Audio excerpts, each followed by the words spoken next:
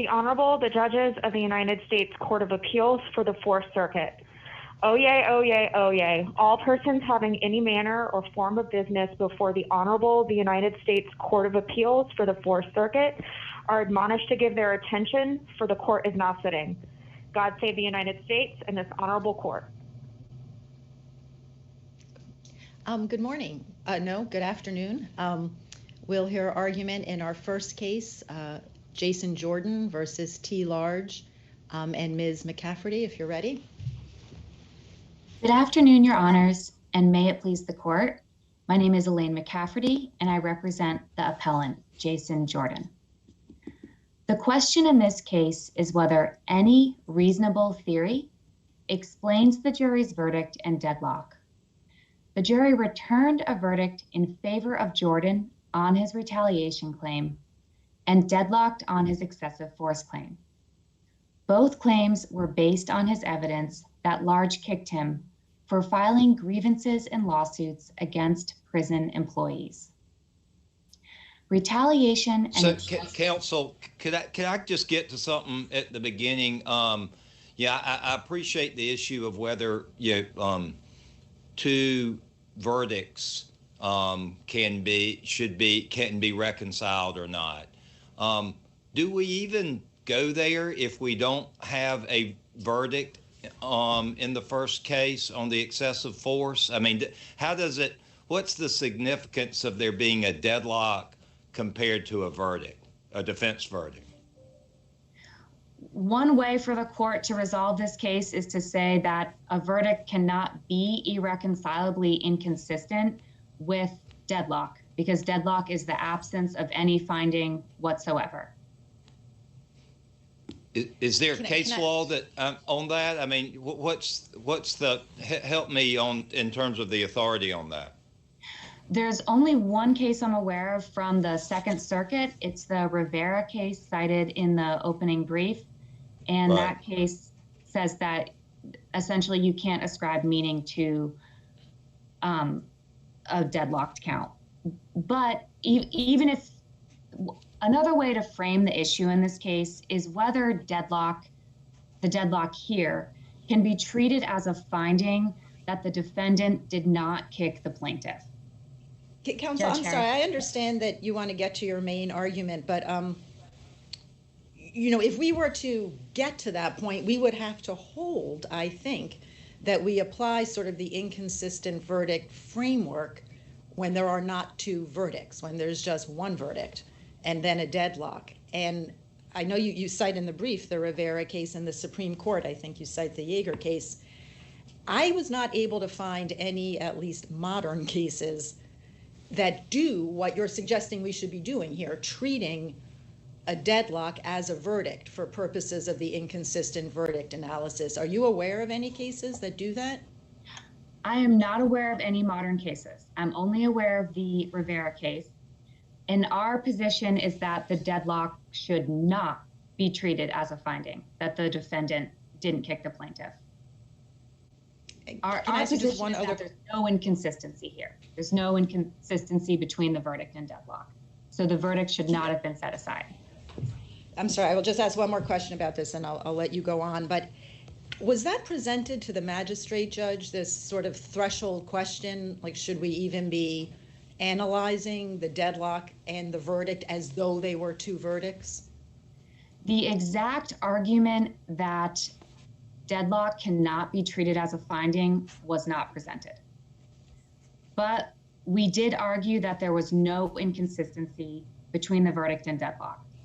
One way for the court to approach the issue, if they find that this is waived, would be to assume without deciding that the irreconcilable framework can be applied to deadlock, assume without deciding that, and then ask, what does the deadlock represent? Does it represent a finding that the defendant did not kick the plaintiff? So counsel, I'm sorry. So I thought you were going to say instead, well, I think the narrower argument that Judge Harris is talking about is subsumed within the argument we made. But even if it's not, and we thought there might be waiver, that waiver shouldn't be recognized because your colleague didn't assert waiver on appeal. They didn't argue on appeal that you waived that argument. And so we have effectively a waiver of a waiver. That line of reasoning could apply, and that would allow the court to reach this threshold question. There certainly was never a concession that the deadlock represented a finding of fact that the defendant did not kick the plaintiff. And we strongly argued the opposite.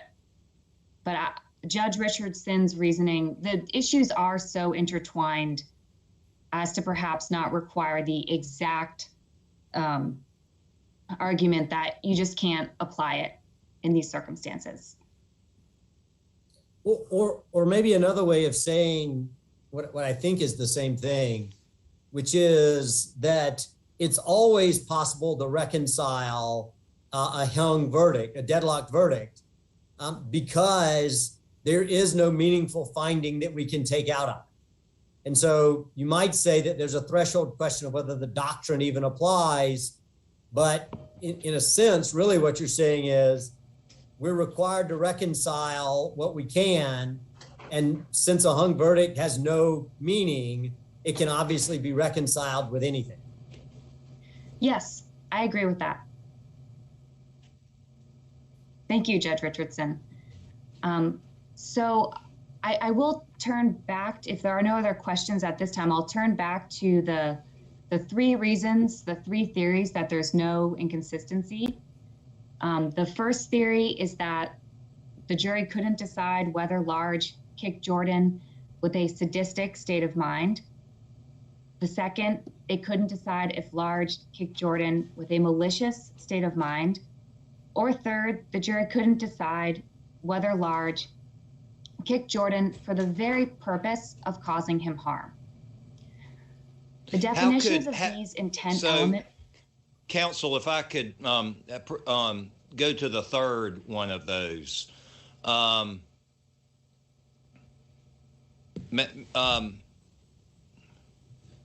What purpose would there have been other than to have caused harm that is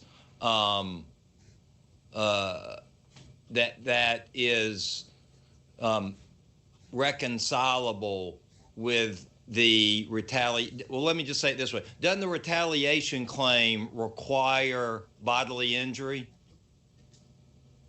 The district court found that, and we have not disputed that. And the amount of the compensatory damages supports that. So our theory of the case was that the kick had two purposes. One of the purposes was to retaliate against Jordan for filing grievances and lawsuits.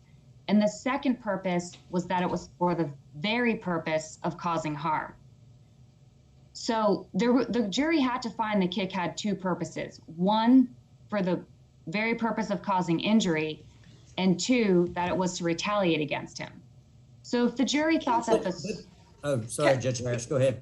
If the jury thought counsel, I want to ask you a question about what you just said.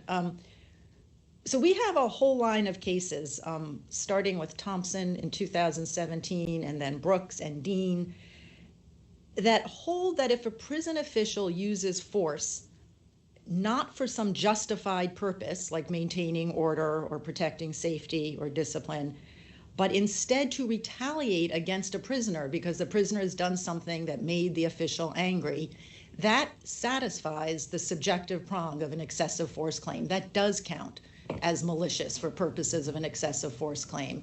And I looked at the magistrate's opinion and the instructions, and they just seem to track that case law perfectly. So I guess, how do I reconcile those cases with your theory here? Those cases, in our view, were not explained in the jury instructions, and the jury instructions tell the jury that force can be used to maintain discipline. I'm looking at jury instruction 18, which is on page 345 of the joint appendix. The second paragraph begins, when deciding whether the plaintiff has proven that the defendant used force maliciously and sadistically for the purpose of causing harm, rather than in a good faith effort to maintain or restore discipline, you should consider certain factors. So this clause, rather than in a good faith effort to maintain or restore discipline, the upshot of that clause is that force can be used to discipline an inmate, and that the jury needs to consider whether force was properly used for discipline in these circumstances. But counsel, if that were the case, you couldn't have that rationale or that intent and still have a retaliation verdict, could you? I don't understand the question. Which, if you're maybe I'm misunderstanding you. So if one of your arguments maybe is that the kick was to maintain order, and that would not have been malicious and sadistic, doesn't that present a problem with the fact that the retaliation claim requires that the kick be in retaliation of the protected activity? No, because force can be used for multiple reasons.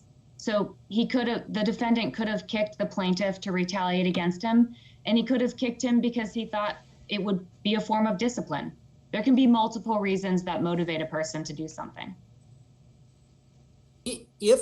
So based on the jury instructions, if the jury found that it was done to maintain order, wouldn't that have precluded the retaliation claim though? Our position is no, because And help me understand why. I understand your position's no, but I'm having a little hard time seeing that. Help me walk that line. Because there can be multiple reasons for the use of force. So, and maybe I should back up. Let's just say the jury couldn't decide whether the force was for discipline. That's just a view of that's why they deadlocked. They couldn't decide whether it was used for discipline. I'm sorry, counsel, did anybody argue? Did the defendant argue that he kicked him in the testicles to maintain discipline? No. So well, this so would have to, but you want us to think the jury deadlocked on a question that nobody raised? I just don't understand this. It would have to be based on some kind of evidence in the case. So here, before the kick happened, Jordan threatened Large with bodily harm. So the jury could have found essentially the defendant kicked the plaintiff to teach him a lesson, and this is some kind of discipline. I do want to touch on... Excuse me, but again, I'm sorry, that just takes us back to the three cases I rattled off to you before. That as a matter of law, when a prison official kicks someone to teach them a lesson because they're annoyed at something they just did, that counts as malice and sadism, and it absolutely satisfies the subjective prong of the excessive force inquiry. So I'm still not seeing the space. Okay, our position is that that case law is not reflected in the jury instructions. And I want to address the definition of sadistic with my last few minutes. Sadistic was defined as extreme or excessive cruelty or delighting in cruelty. That means a kick that is cruel is not sufficient to show excessive force. We had to show that the kick was extremely cruel, excessively cruel, or that the defendant delighted in kicking the plaintiff, as defined in the jury instructions. This is again on 345 of the appendix. One way to explain the deadlock is that the jury could not discern the line between simple cruelty and excessive cruelty. In other words, we had to show something that was more than cruel. So if the jury thought the kick was cruel, that doesn't mean that it's excessive force. They have to find it's excessively cruel, as defined in the jury instructions. I'd also like to point out that the jury could have credited Jordan's testimony that the kick happened, but discredited his testimony about the extent of his injuries. Jordan testified that he experienced pain that felt like 1,000 knives, and that there was blood in his urine after the kick. But there was video footage that showed him walking immediately after the kick occurred. The jury could have found, based on the video footage, that he would not have been able to walk at all if he was kicked as hard as he said he was. In other words, if the jury discredited Jordan's testimony about the extent of his injury, they could have found that the kick was carried out with very little force, and then disagreed about whether the kick was so cruel that it rose to the level of sadistic. The jury also could have believed every single word of Jordan's testimony and still disagreed about whether Large acted with a sadistic state of mind. Disagreement about the sadistic element is one theory that explains any inconsistency in the verdict in deadlock. So counsel, let me just I'm trying to pin down exactly. If you assume the kick was not to maintain order, because there's at least an argument that if you find excessive retaliation, that that can't stand for if that was the purpose. And I'm asking you to agree with that, but just assume it was not to maintain order in some way. Is your argument that it may be true that under Fourth Circuit law, a non-peniological kick is malicious and sadistic, but the jury charges didn't track that language properly? Yes, they did not track that language properly. They said that a kick had to be extremely cruel. That means if it's just cruel, it's not sufficient. So if the jury was said, I can't discern the line between cruelty and excessive cruelty, that could explain the deadlock. I mean, it does seem to me that it would, or at least I wondered whether, from your perspective at least, this case would have been a lot simpler if someone had instructed the jury, like, if you find that the kick was for the purpose of retaliation, you also have to find that it was excessive force. And obviously there was no such instruction given. Did you ask for one? No. No party asked for a special verdict form that just said, provide a special interrogatory that asks, did the defendant kick the plaintiff? And were there objections to these portions of the jury instructions that we're talking about now? No. Okay. Okay, my time has expired, so I will come back on rebuttal. Thank you. Thank you. All right, Mr. Croslow, I'll hear from you. Yes, good afternoon, Your Honors. Thank you, and may it please the court. If Your Honors don't mind, I'd like to pick up right where Ms. McCafferty left off with this question about the jury instruction, and then I'd like to address Your Honor's questions at the beginning about the deadlocked count. Are you able to hear me okay, Your Honors? Okay. Yes, sir. Yes.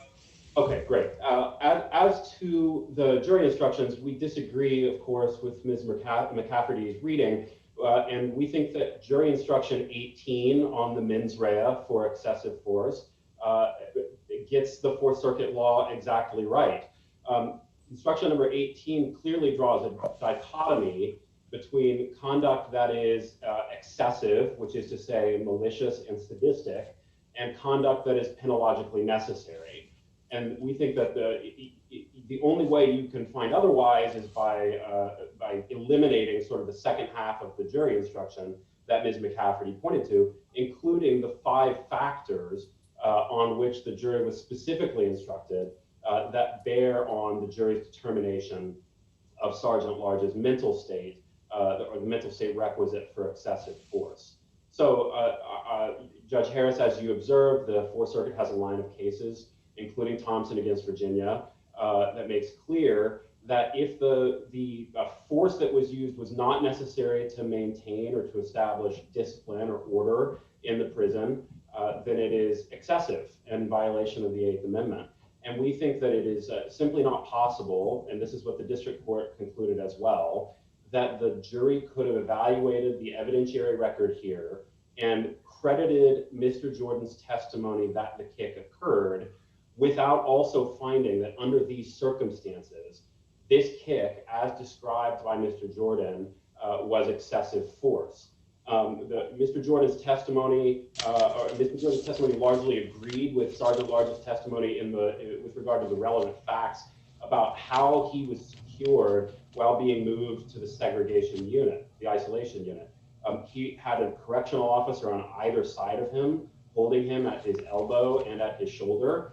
And Sergeant Large was walking some distance behind Mr. Jordan. And Mr. Jordan was in leg irons and in handcuffs. So if the kick occurred the way Mr. Jordan alleged, and as Mr. Jordan testified, then it was a completely unprovoked and completely unnecessary and unexpected act of force by Sergeant Large from behind with no warning to Mr. Jordan. And there's simply no evidence in this record to suggest that there was any possible penological justification if such an act of force occurred. There was no disruption to order. There was no imminently threatened disruption to order.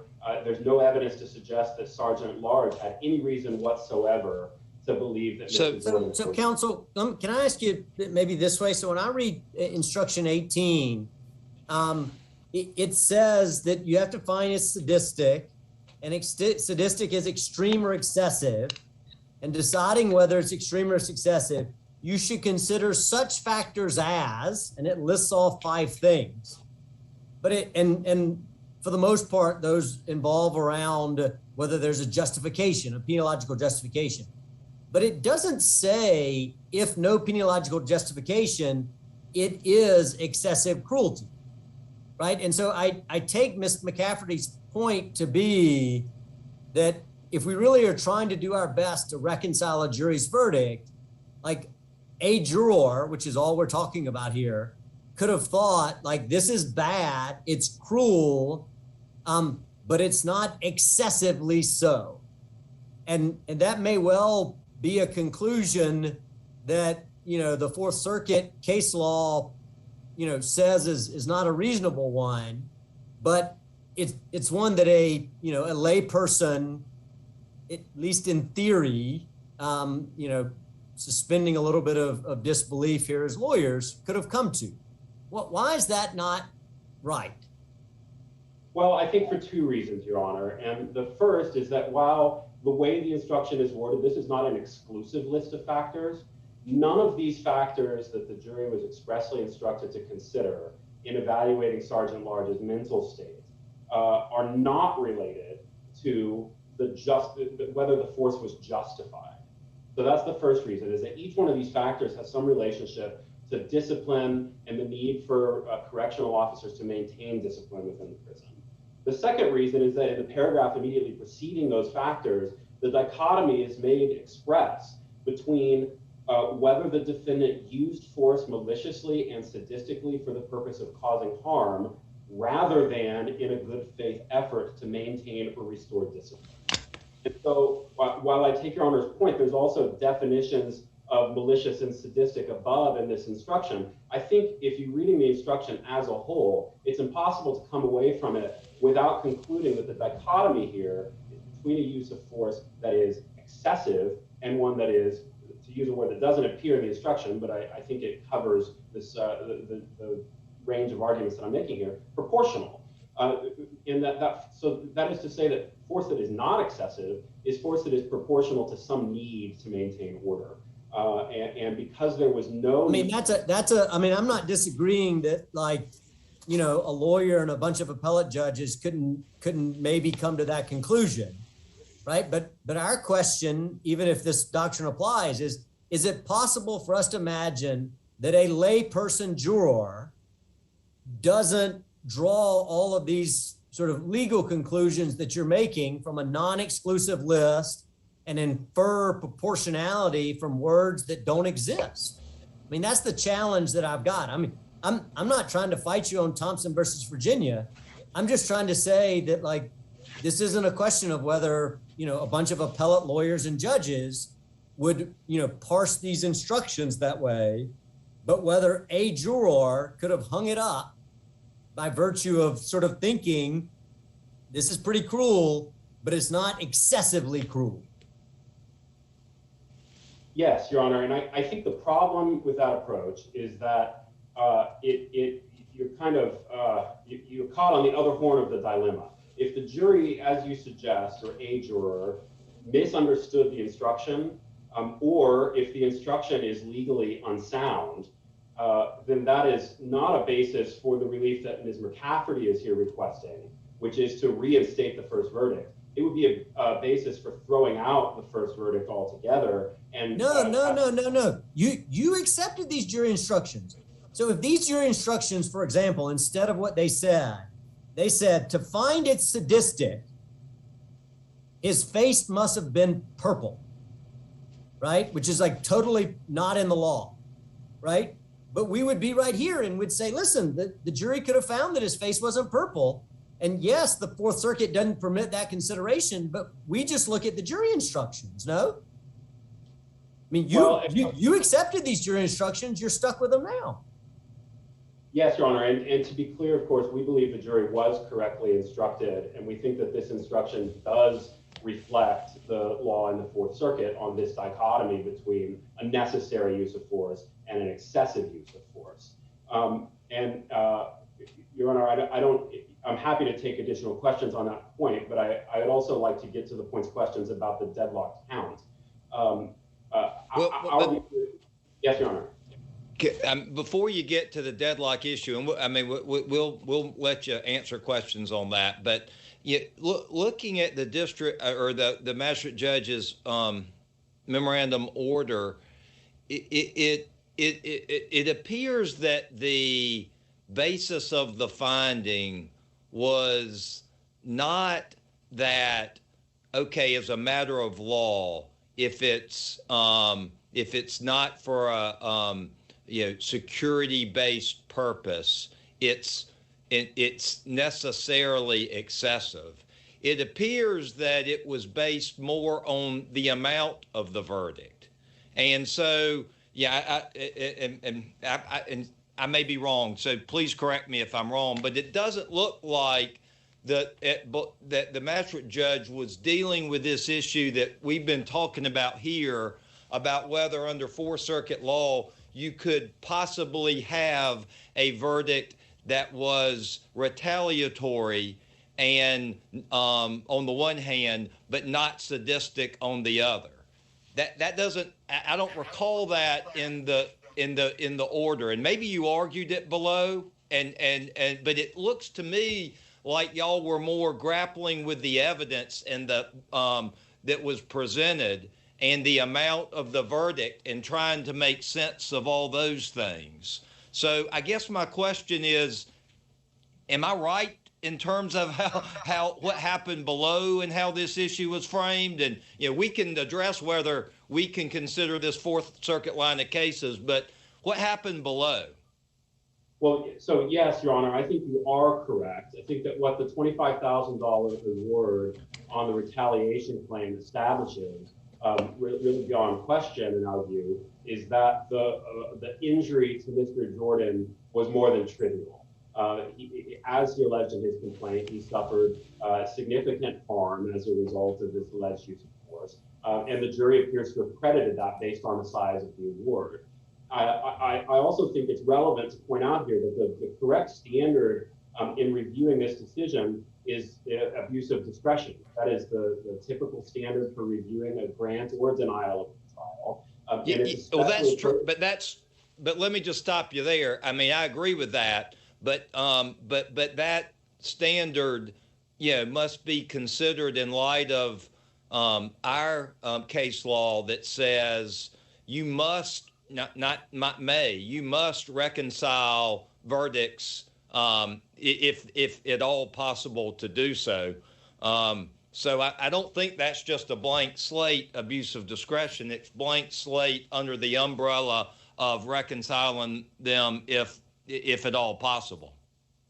Agreed, Your Honor. And I think that the reason that it's clear the district court was exercising discretion here, as opposed to deciding a pure question of law that this court would review de novo, is that in the district court's opinion, it is clear that this was a decision based on the evidentiary record.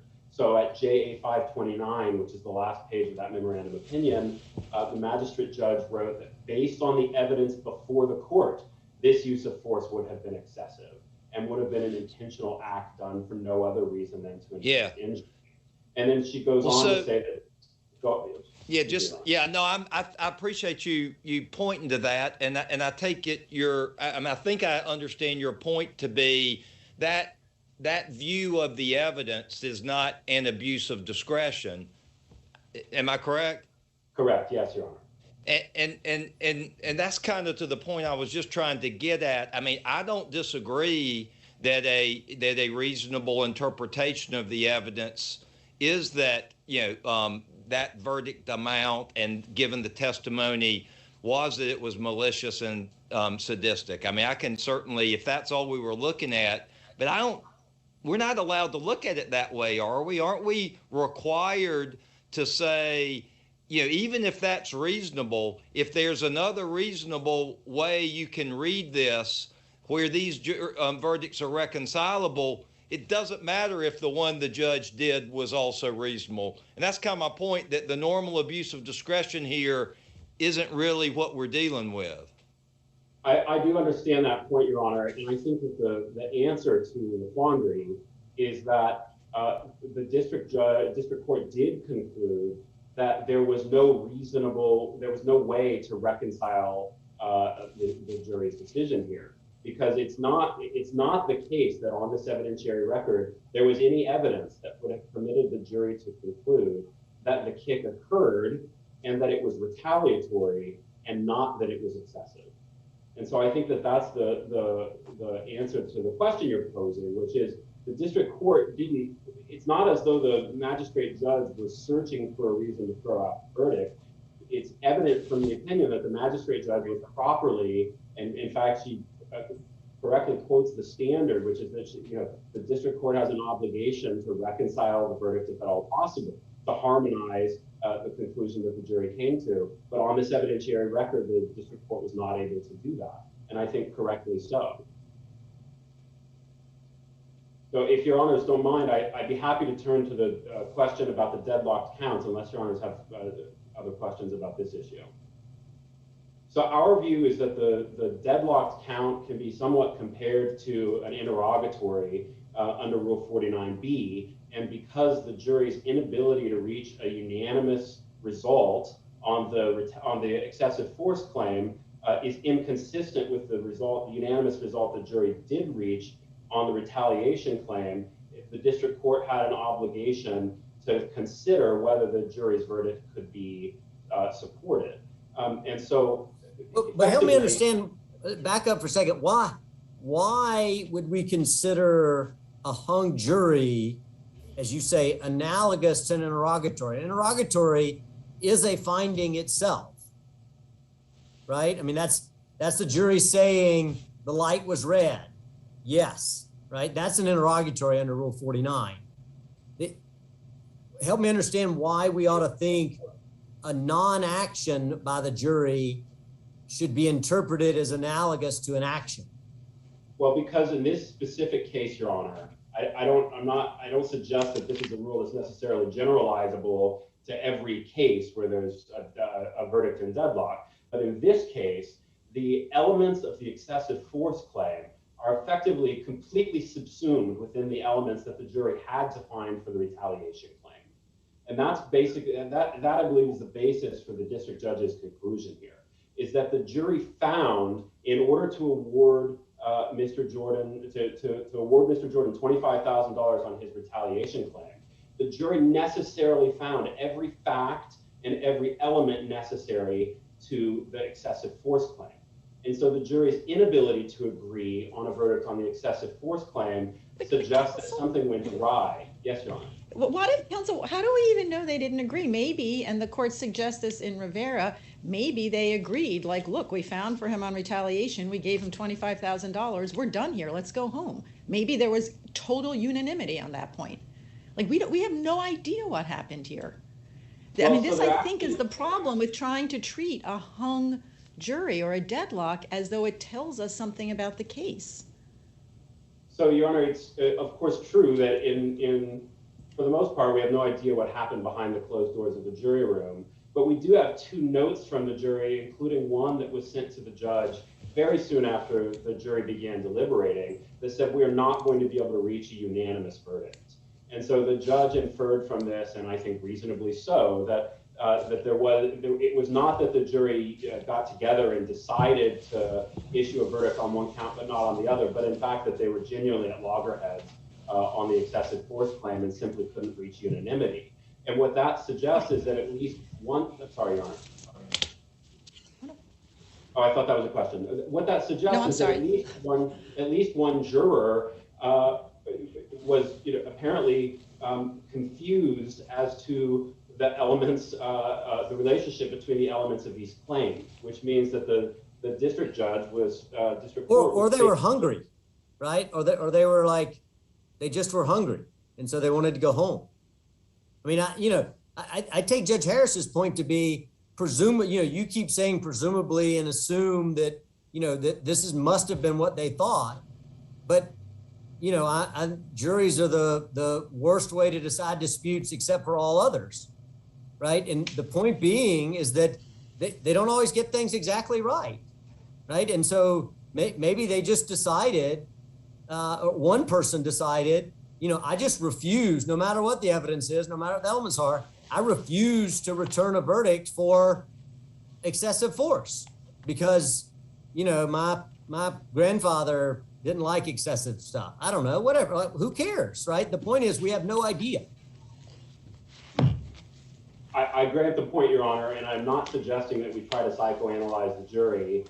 However, what the district court was confronted with was a jury form, a verdict form, that had an inconsistency on its face, which is that the jury was able to reach a unanimous conclusion, unanimous findings of fact necessary to support one claim, but was not able to do the same thing with regard to a second claim that in this case, on this evidentiary record, effectively had identical elements, the identical findings of fact were necessary.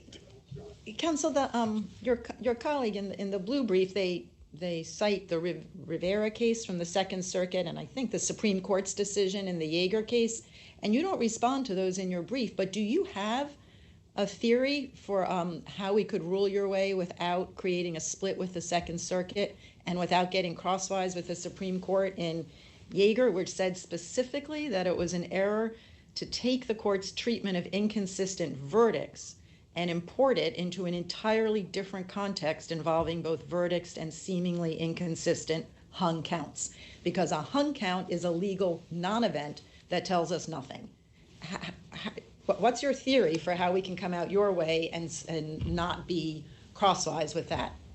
I think the answer, Your Honor, is that in neither Yeager nor in the Rivera case did you have the situation that we have here, where the findings of fact necessary to support verdicts on these claims are effectively identical.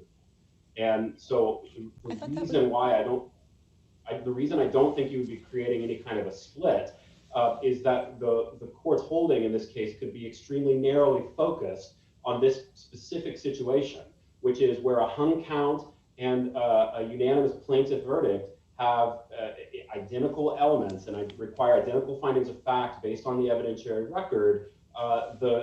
Yes, Your Honor. I don't understand. How else would it come up? I mean, this issue is only going to arise as it did in Rivera. If someone is arguing, that's what's going on. There is no way to reconcile the verdict with the deadlock. Otherwise, the issue doesn't arise. I don't understand how that would be a narrow holding that would avoid. Well, but in Rivera, Your Honor, there was a way to reconcile the jury's verdict because the elements of those claims did not align perfectly. And the inconsistency was not on all fours as it is in this case. In this case, it's straightforwardly the case that all of the findings of fact necessary for the excessive force claim are found within the retaliation claim. And so the jury's inability to reach a unanimous verdict on the excessive force claim is logically inconsistent, irreconcilable with its unanimous verdict on the excessive force. Your Honors, I see that I'm over time. I'm happy to take additional questions. Do my colleagues have any questions? No? Okay. Thank you. Thank you, Your Honors. Ms. McCafferty? Thank you. Counsel for Large asserted that our reading of the jury instructions eliminates the 5 factors. I would like to focus on the 3rd factor in instruction 18. That factor is the extent of the injury inflicted. That factor does not have anything to do with whether the use of force was peniologically justified. So that is one place where the jury could have said, I think the force here might have been cruel, but I don't think it's excessively cruel, and I don't think that the injuries warrant a finding of excessive force. For example, Jordan did not have any permanent injuries, and he was able to walk immediately after he was kicked. The jury could have found that the extent of the injuries did not warrant a finding of excessive force. They also could have found that the factors weighed in favor of finding excessive force. I don't know that this matters, but how is that consistent with the $25,000 in actual damages? There's force that could be used that would cause pain and be worth $25,000 worth of damages, but that would not be excessive. The jury instructions allow for that conclusion. In other words, the defendant kicked the plaintiff. We didn't believe him about his extent of his injuries, but we believe that he got kicked, and we think that that was cruel. So we're going to award $25,000 of damages, but it's not excessively cruel. It's not, and we don't think there's any evidence that he delighted in cruelty. I mean, I understand what you're saying, I think, but I don't mean to impugn anyone who was, trial counsel about anything, but the case law is so clear that the objective standard for excessive force is quite low. Like any kind of sort of physical damage will do it. And so I guess I just don't understand how if the instructions could properly be read so that a juror could think you can kick someone in the testicles for no penologically justified reason and cause $25,000 worth of damage, but that doesn't count as excessive force. I just feel like why didn't someone object to those instructions? That's crazy. Like that can't be reconciled with our law, with the Supreme Court's law. Like I don't understand that. But the extent of the injuries, so let's say the jury said, we don't think the kick was justified. We just don't think the injuries are severe enough to be excessive force. We think they're severe enough to deter someone from filing grievances and lawsuits and to warrant award of damages, but not to be excessive force. I mean, I don't ask, you don't have to answer this, I guess, but couldn't there be a strategic decision by plaintiff's counsel to try to keep these 2 counts separated, right? You'd rather have 2 bites at the apple than 1. And so while you might have been able to get an instruction that tied them together, that sort of told the jury it's all or nothing, plaintiff's counsel might well strategically say, we actually prefer that not to be the case. We'd rather have 2 bites at the apple in hopes that they just agree with one of our claims. And that's, maybe a good decision, maybe a bad decision, but doesn't seem to me necessarily to be a crazy decision by plaintiff's counsel. I don't know that that's what happened. I think most of these instructions are model jury instructions, and so they were all used because in some cases there is no justification for the force. I would like to say, even if all of these factors weighed in favor of finding excessive force, the jury still could have deadlocked about the definitions of sadistic and malicious. And I think I made this clear, but they could have said, I just don't think it's excessively cruel. I only think it's cruel. And then my time has expired. Thank you, Your Honors. Counsel, thank you both very much. We are sorry we can't come down and greet you in person, but we hope that we will see you soon in Richmond. Thank you. Thank you, Your Honor.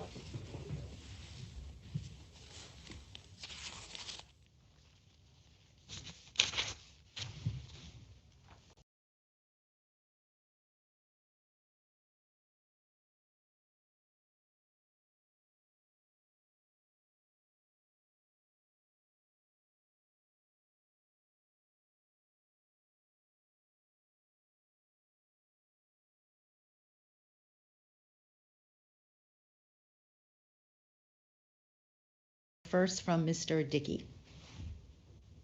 Thank you, Your Honor, and may it please the court. Gilbert Dickey is court-appointed amicus adverse to the National Labor Relations Board's petition. This matter calls for an application of well-established principles of federal jurisdiction. Article 3 limits the jurisdiction of federal courts to cases or controversy. There's no dispute that adversity between the parties is needed for a case or controversy that can be brought before an Article 3 court.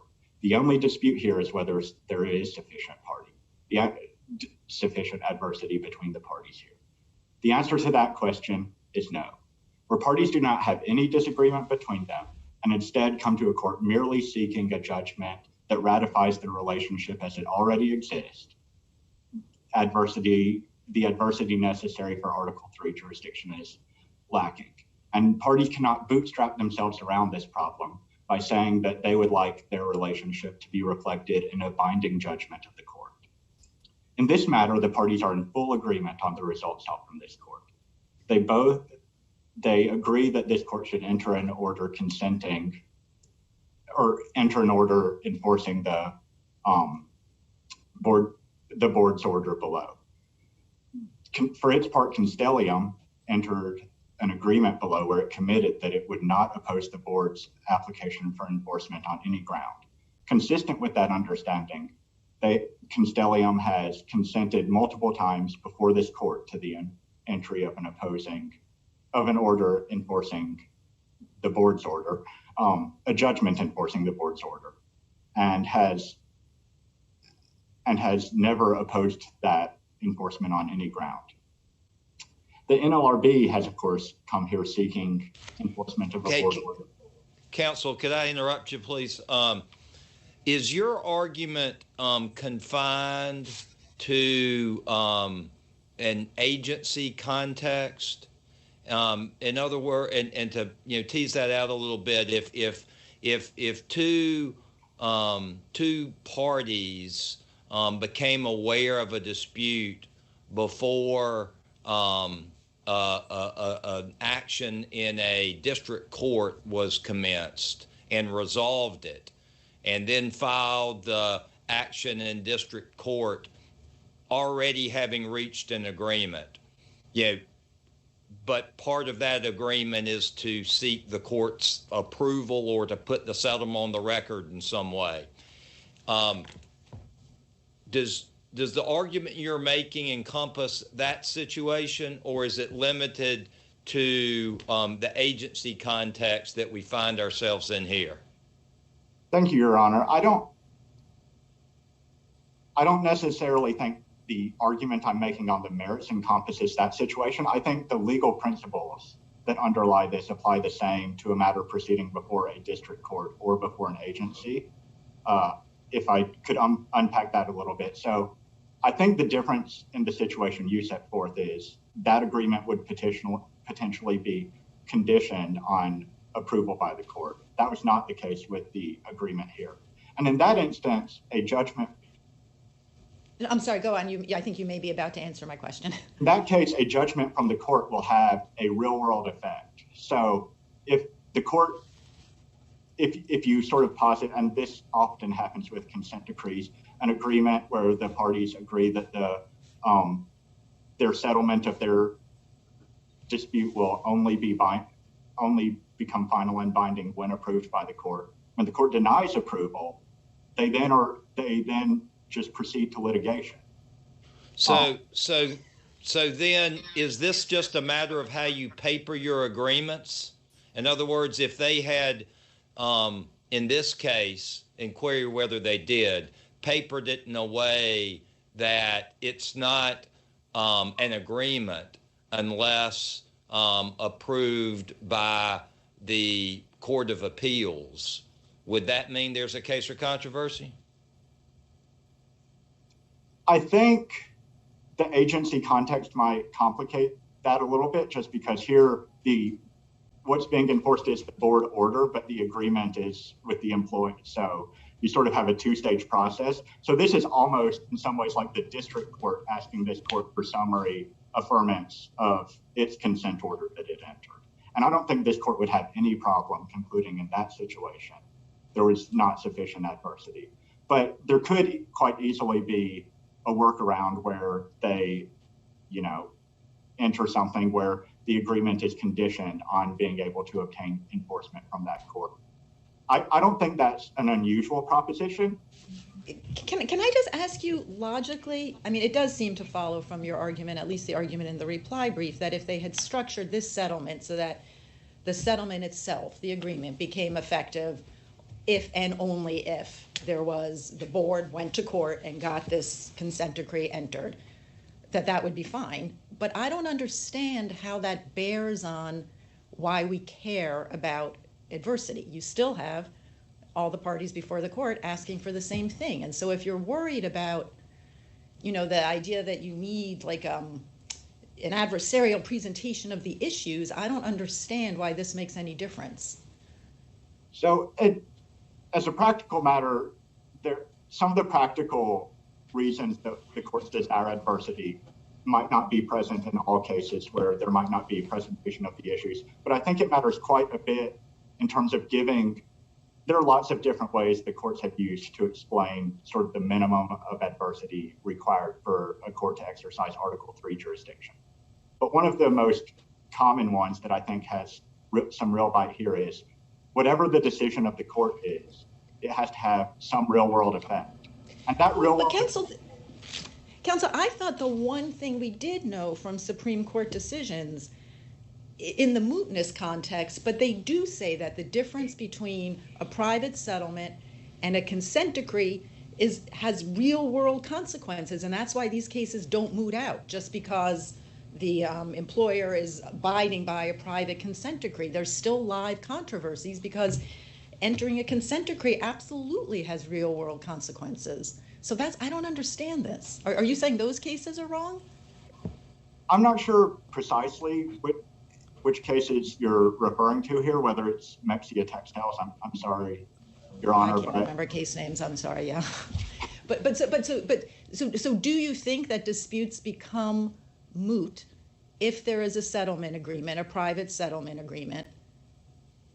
If the employer is abiding by an agreement, does the case moot out at the point at which you're trying to get a consent decree entered? I guess you would say it does. Because now there are no real world consequences. So in the NLRB enforcement context, I think that case would not moot out. And I think Mexia Textiles shows you this. I'm sorry, I don't mean to throw case names at you, but No, I think case names are good. I think what you see there is, and they've cited that as an example where the employer had already abided, but the employer was also in the circuit court very actively opposing the enforcement order. So actively opposing what was being sought from this court or from the. But if it's not going to have any real world consequences, why isn't it moot? Like you have adversity, but you don't have real world consequences under your theory that the difference between a private settlement agreement and a consent decree does not have real world consequences. I mean, I think there are certainly, if you have an employer who is fighting against an enforcement decree, you can expect that there will be real world consequences, and that. So isn't the real world consequence just that once it's a consent decree, it can be enforced by contempt, whereas a private settlement agreement can only be enforced through a contract action, if at all? I mean, I think the court has been pretty clear about this, but maybe I'll go back. So to briefly respond to that, Your Honor, I think if you look to the core Article 3 adversity cases, they're always citing to some real world effect that is not the mere fact. Of course, any judgment could be enforced by contempt. It is not the mere fact that there will then be a judgment. Starting with INS v. Chadha, which is one of the recent Supreme Court cases where this came up, the court didn't cite that there will be a judgment or not. It said our decision will decide whether this person is deported or not. Then moving on to Windsor, the court didn't say our decision will bring finality to this dispute, said our decision will decide whether a tax refund is paid. So when the court has referred to real world consequences in the Article 3 adversity context, I believe it has always been referring to something different from just merely the fact that there would be a judgment and that judgment could be worked with. And I think because the point, as I understand you, Mr. Dickey, the point of that is that the real world effect must be a direct effect, not in some subsequent action. right? The point of a court order that could be enforced by contempt is that in a subsequent action there could be an effect, but the court in Windsor, for example, refers to no, that the real world effect is not that there is an order finding the law unconstitutional, but there's an order requiring the government to pay the tax or tax refund, I guess, in the inverse.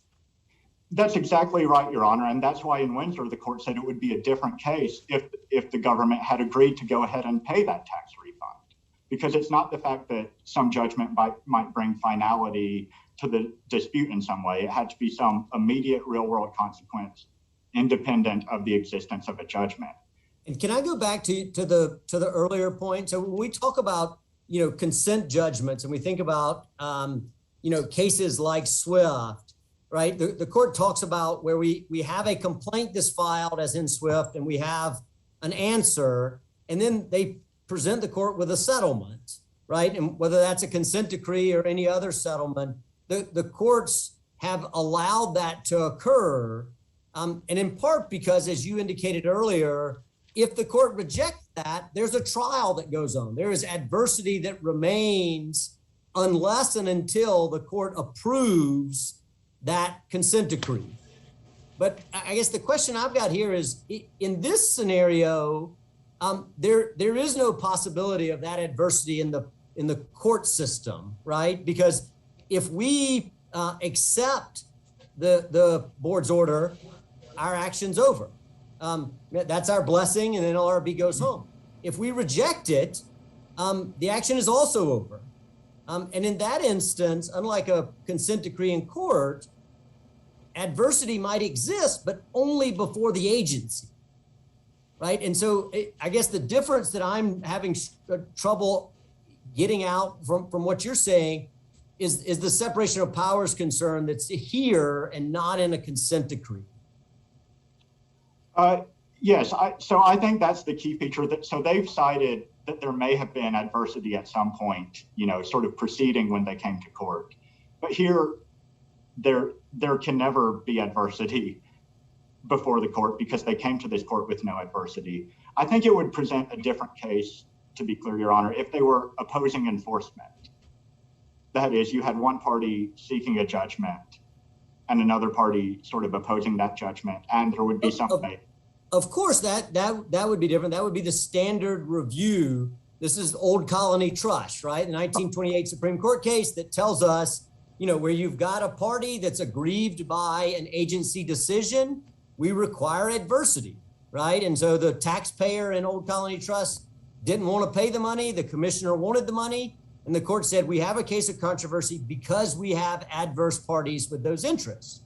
And so if Constellium didn't want the entry of this order, right, if they opposed it, or at least did not acquiesce to it, right, see Windsor, at least they didn't acquiesce to it, then we would have adversity, right? Because we have a company that has not acquiesced to an order that the NLRB wants, right? That's Windsor itself. But the point, I guess, that I'm trying to get to here is that works in the court setting when the consent order is sought, but not in this sort of agency Article 3 setting. Yes, Your Honor. I think here where they have already agreed to this order, the court can sort of, barring some breach of what they have agreed to do or something, the court can never exercise jurisdiction because the core problem here is they're never able to come to this court and present the court with any place where a decision from this court would change the relationship between the parties in any way other than, well, now there's a judgment and, everything that goes with the judgment like contempt. So I think at bottom, and I think this is actually very well illustrated if you look at page 24 of the NLRB's brief. They list a series of sort of disputes between Constellium and the NLRB. But all of those disputes that they list in this sort of long sentence, it's like where NLRB did not want to post these notices. NLRB did not want to agree to Constellium did not want to post these notices and enter into this sort of bargaining. All of that was resolved, and the only thing they listed that they're seeking from this court is a judgment. And that alone can never be enough to give the court jurisdiction. I see my time has expired, so I'll reserve the remainder for a rebuttal. Thank you.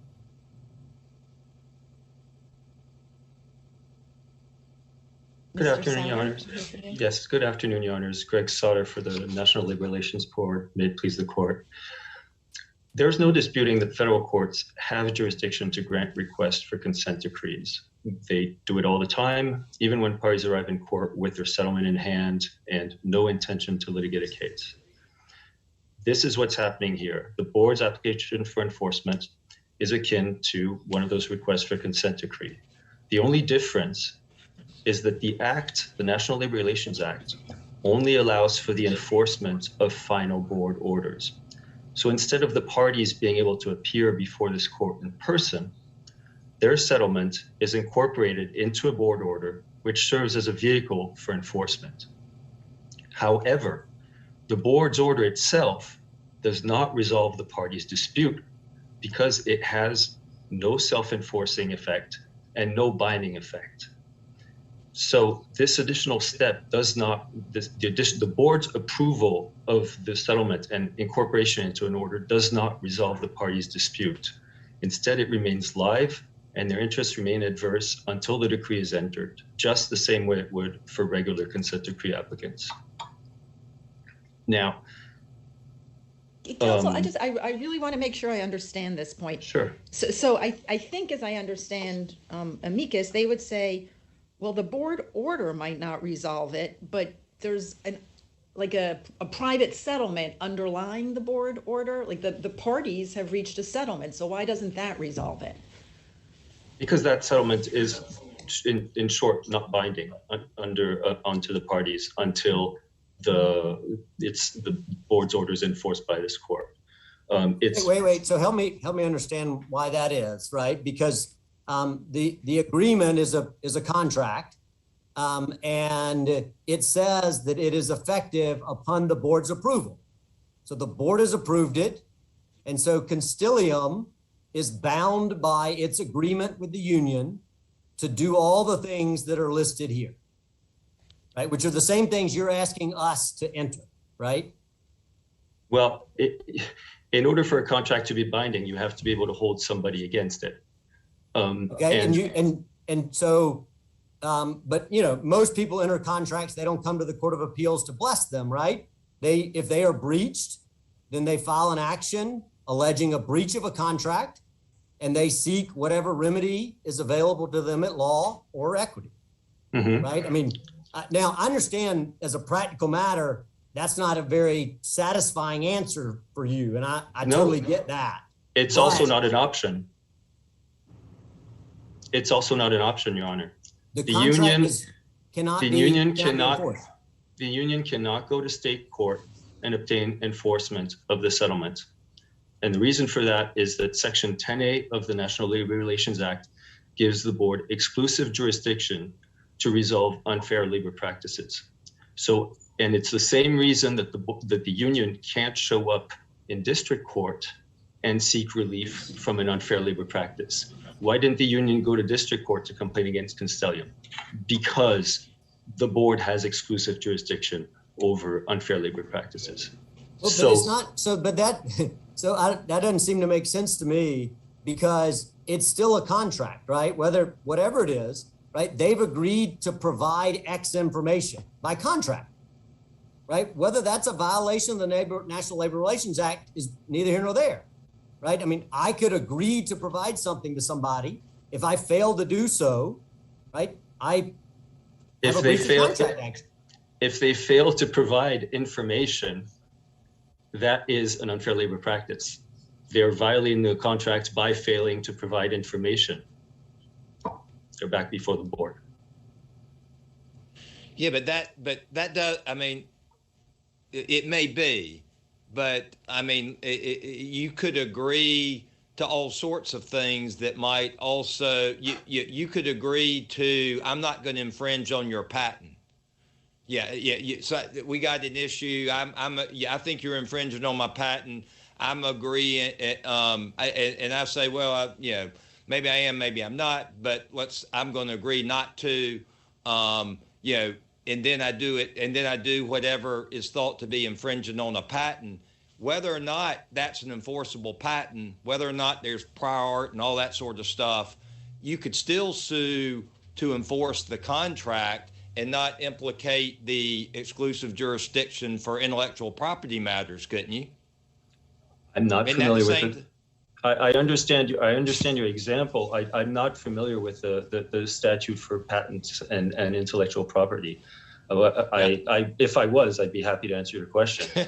But I appreciate it. I may not be right there. I'm just trying to deal. It seems like your I understand. Your answer though was based on exclusive jurisdiction principles, and I was just trying to say that if that's the basis of your answer, that certain allegations of certain conduct violating statutes or provisions for which there's exclusive jurisdiction somewhere, I get that you might not be able to say they violate the act, you know, as your primary basis of recovery, or infringe on a patent in the other example, but you can still agree, I think, you know, as a matter of two parties to something contractually, even, you know, whether or not it's a violation of something that there's exclusive jurisdiction for.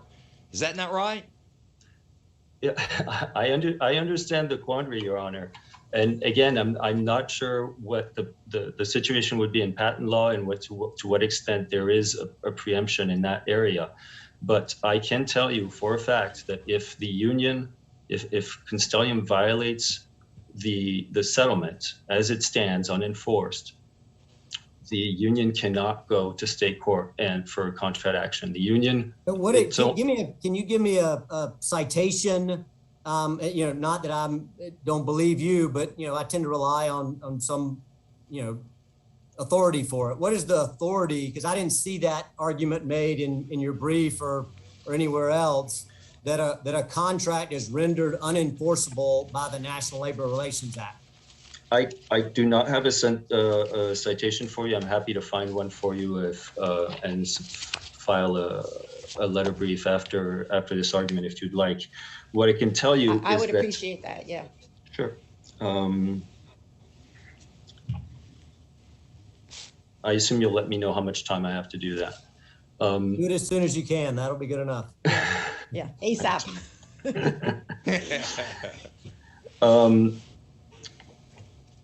No, what I can tell you is that if it did come to this, then what the union would have to do is file another charge with the board. It would have to be investigated by the region. The region could then, based on the settlement that the parties have signed, go directly to the general counsel and say, you know, we need to have this contract, this consent decree enforced. But then query what happens if we show up again in this court and Constellium says, we show up again in this court to enforce the same order, and Constellium once again says, oh, we have no problem with, we have no objection to enforcing the order. The board I don't know what would happen. Listen, but the board then can enforce the order, right? So the board says you violated our order before, and so now we impose these consequences, whatever. I mean, I don't know what authority the NLRB has, but that's sort of the NLRB and the NLRA's issue, not mine, right? I mean, I don't, that's the system that's set up if there's adversity or not adversity, right? I mean, these are the practical consequences. In the example I just said, the only thing the board can do is come back to this court and seek enforcement of this order. The board can't sua sponte, start to penalize Constellium or file for a contempt decree in this court because the original order has never been enforced. Can I ask a slightly different question? So as I understand it, we got Constellium and the NLRB shows up and they are saying to us, we want you to approve the board's order. And under 160E, we're instructed that we cannot consider, maybe with some exceptional circumstances limitation, we cannot consider arguments or evidence that were not presented before the board. And we know here that there were no arguments or evidence presented before the board. And so what that means is we have no authority if we have jurisdiction. We have no authority to do anything other than rubber stamp the board's order, because 160E takes any judgment away from us. Am I reading that wrong? No, you're correct. Typically, the board, the court under 160E can review, modify, alter board orders.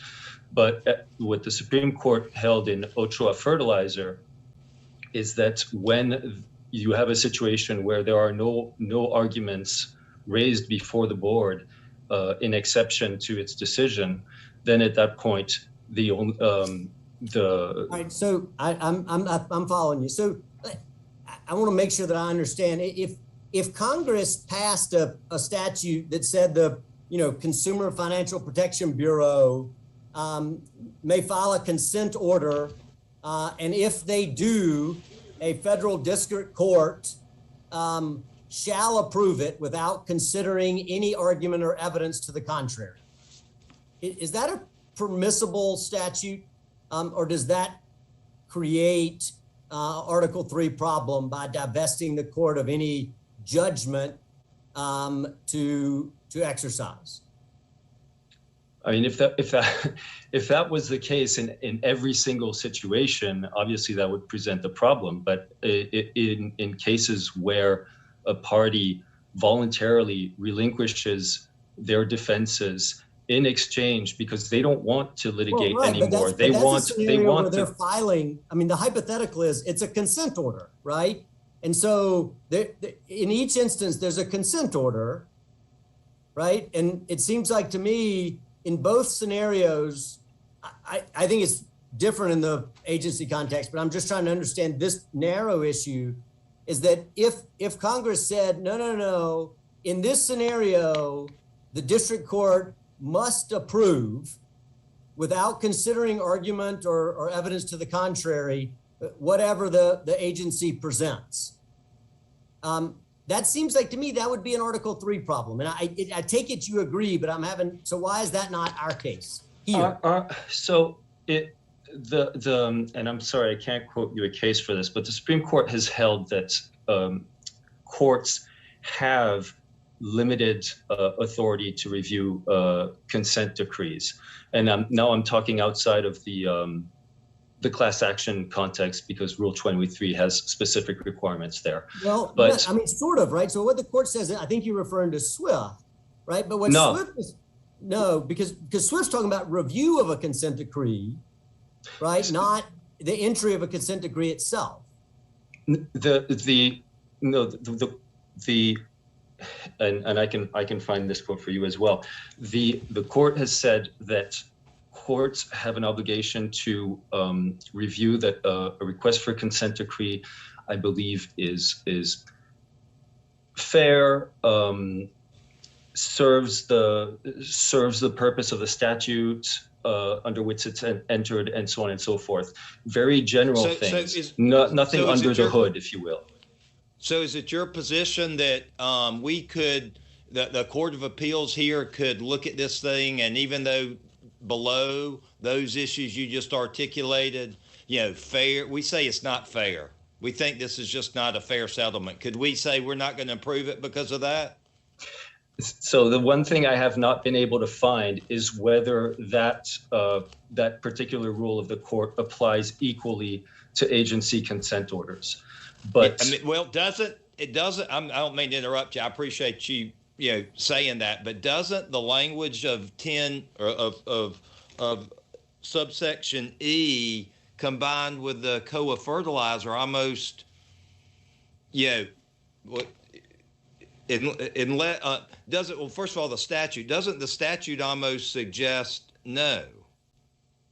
for consent orders lie, and for approval of consent orders lie outside the statute doesn't speak specifically to consent orders.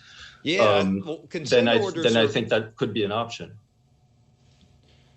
yeah, well, I don't understand. Say okay. that one more time. You think that we have broad fairness review of the board's consent order?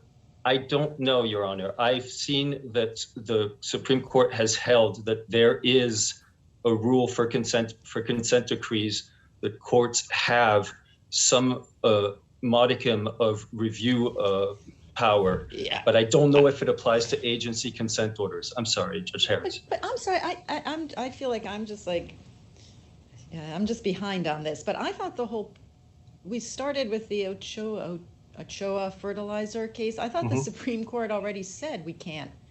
Courts as Judge Richardson said, subject to some very narrow exceptions, including jurisdiction. We don't have any choice. You have to just enforce the order. I'm sorry, was that not the point of that case? That was the point of that case. I'm not sure how Ochoa melds with this. But I guess, other. So it's not just that Congress passed a statute telling us to do this. It's that the Supreme Court told us to do it, and they did it in an opinion where they talk about jurisdiction as an exception, and so they must have thought it didn't apply here because they acknowledge if we don't have jurisdiction to do it, we don't have to do it.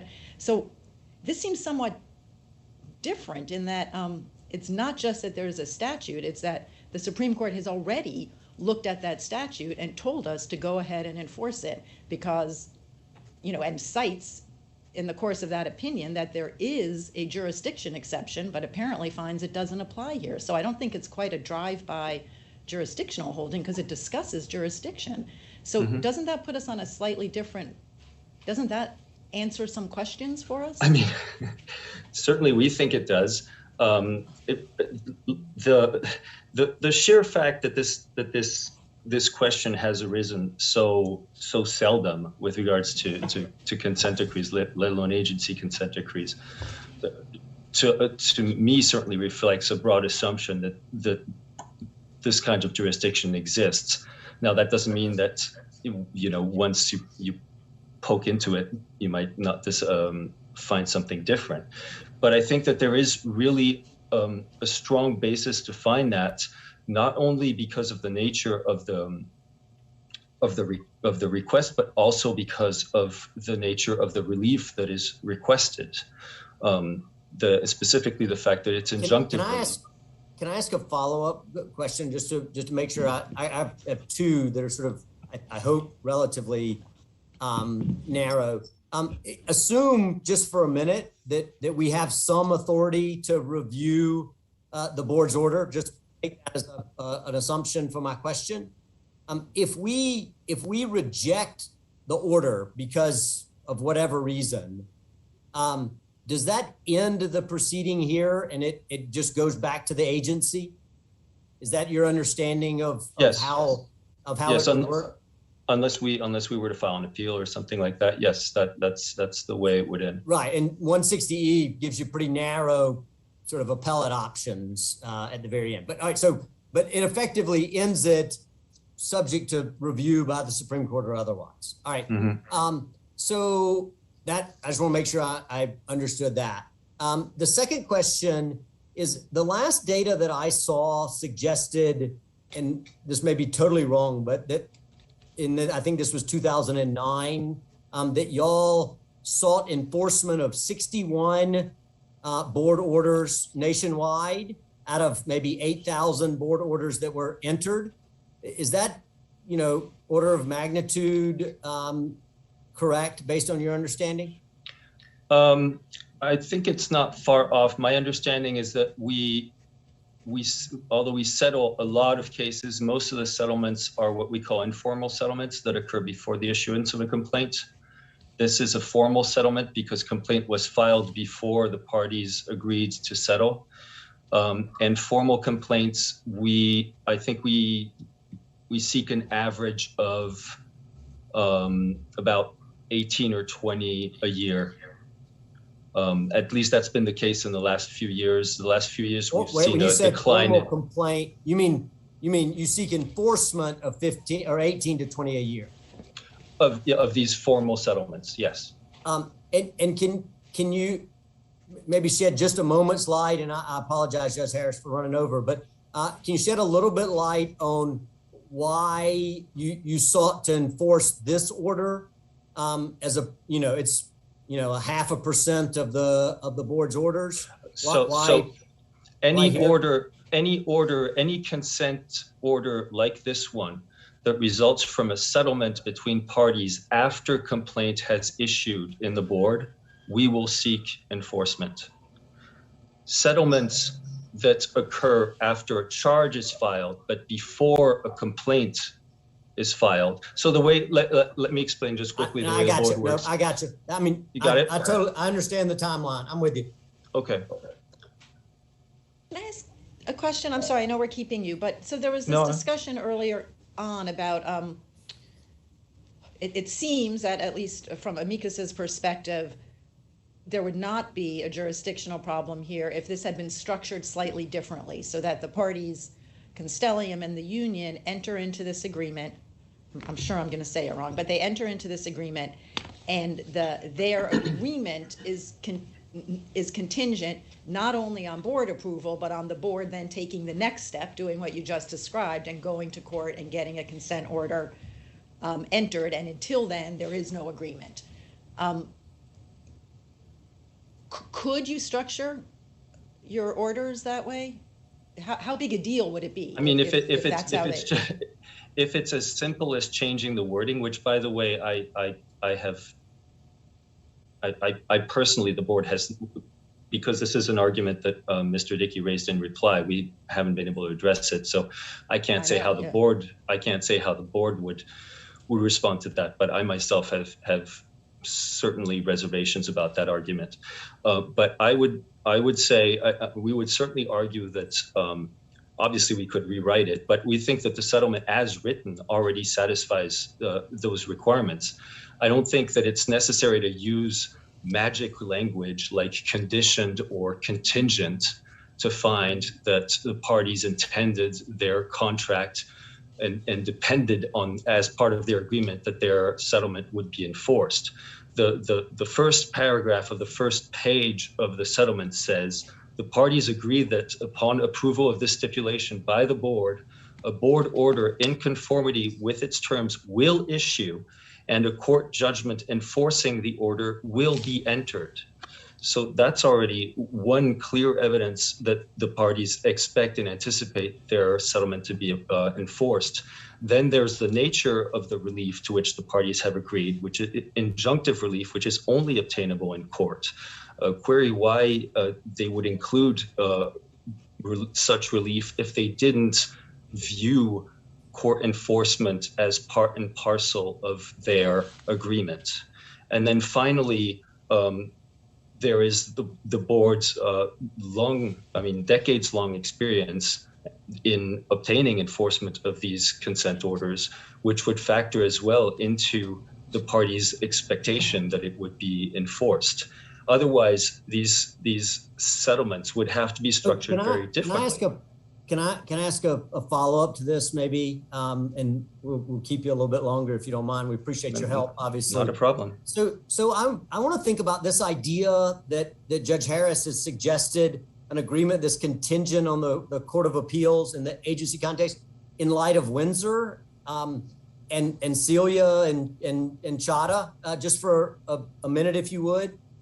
So I read Windsor to say that yes, there's adversity there because the United States has kept the money, right, and sort of continues to assert that the tax payment was due and payable, right? That's on the tax refund side, right? And Celia says that, or I'm sorry, Windsor says, but it'd be different if they agreed to pay the tax refund, right? That's the sort of express, but this case would be different, yeah. And Celia, right? If they had settled the case, or if they had made a settlement contingent or something, and they had said, we'll pay you the money, but we're still going to argue with this case, then there would not be any adversity there. Yes. Right. So, and same thing with Celia, right? So Celia says, in essence, that, there's enough adversity because this civil investigative demand is still out there and they refuse to withdraw it. And so there's an adversity of interest, right, with respect to what the remedy is, even if there's no adversity of argument with respect to the merits. But Celia tells us that, had they agreed to withdraw that, right, acquiesced to the withdrawal, then there wouldn't have been adversity. And so I guess where I'm sort of, my rub here is that looks a lot like what we have here, right, where both Constellium and NLRB have agreed, in essence, to the second part, right, to withdraw the investigative demand, the equivalent of, to pay the tax refund, right? Constellium has agreed to do all those things, right? And so they're the defendant like the United States. And so if the United States agreed to pay the tax refund, like Constellium agreed to comply with all of these conditions, provide the information, I'll use as just shorthand for all of the things, but their agreement to provide the information is like Windsor's, hypothetical, agreeing to pay the tax refund, and that there would not be adversity there. Can you walk me through that ticket? Yeah, my understanding of Windsor is slightly different in the sense that it would take more than for the government to agree to pay the money. The government would actually have to pay the money for the dispute to be gone.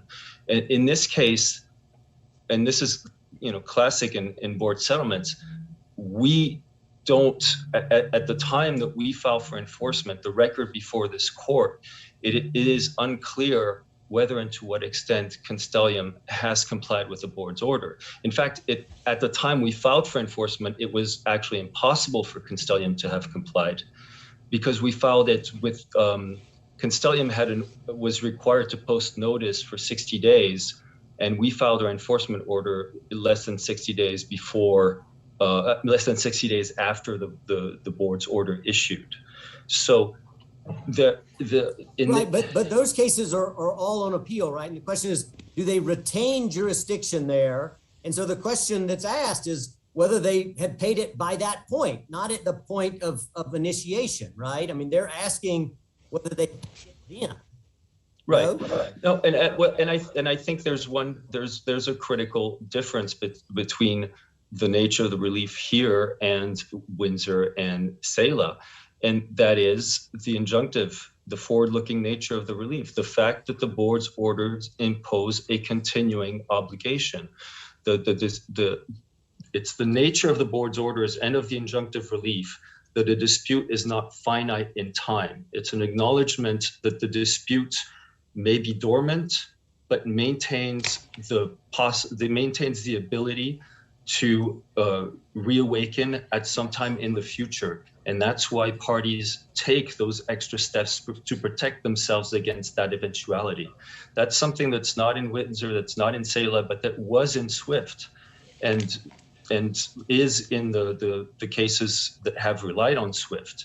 This idea that you cannot, and that forms the basis of our argument, because as I said, we disagree, or at least I don't know what the board thinks, but I personally have reservations with the idea that you can manufacture jurisdiction simply by tossing a court approval clause into any settlement agreement.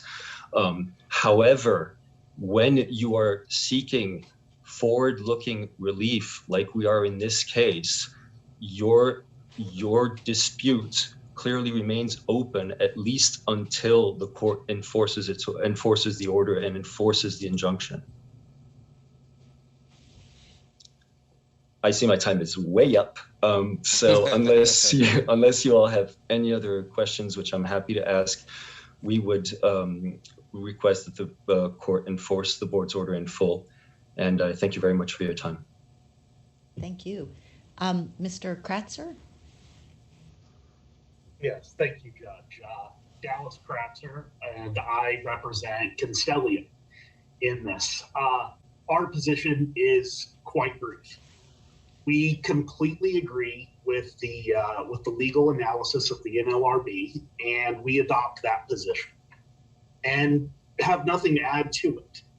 However, if you have any questions factually, specifically concerning Constellium, I'm happy to answer those. It may, I think maybe your colleague suggested it may or may not matter, but have you complied with the order? Have you provided the disclosure and posted the notice and done all the things that you promised to do in the settlement agreement and the board order?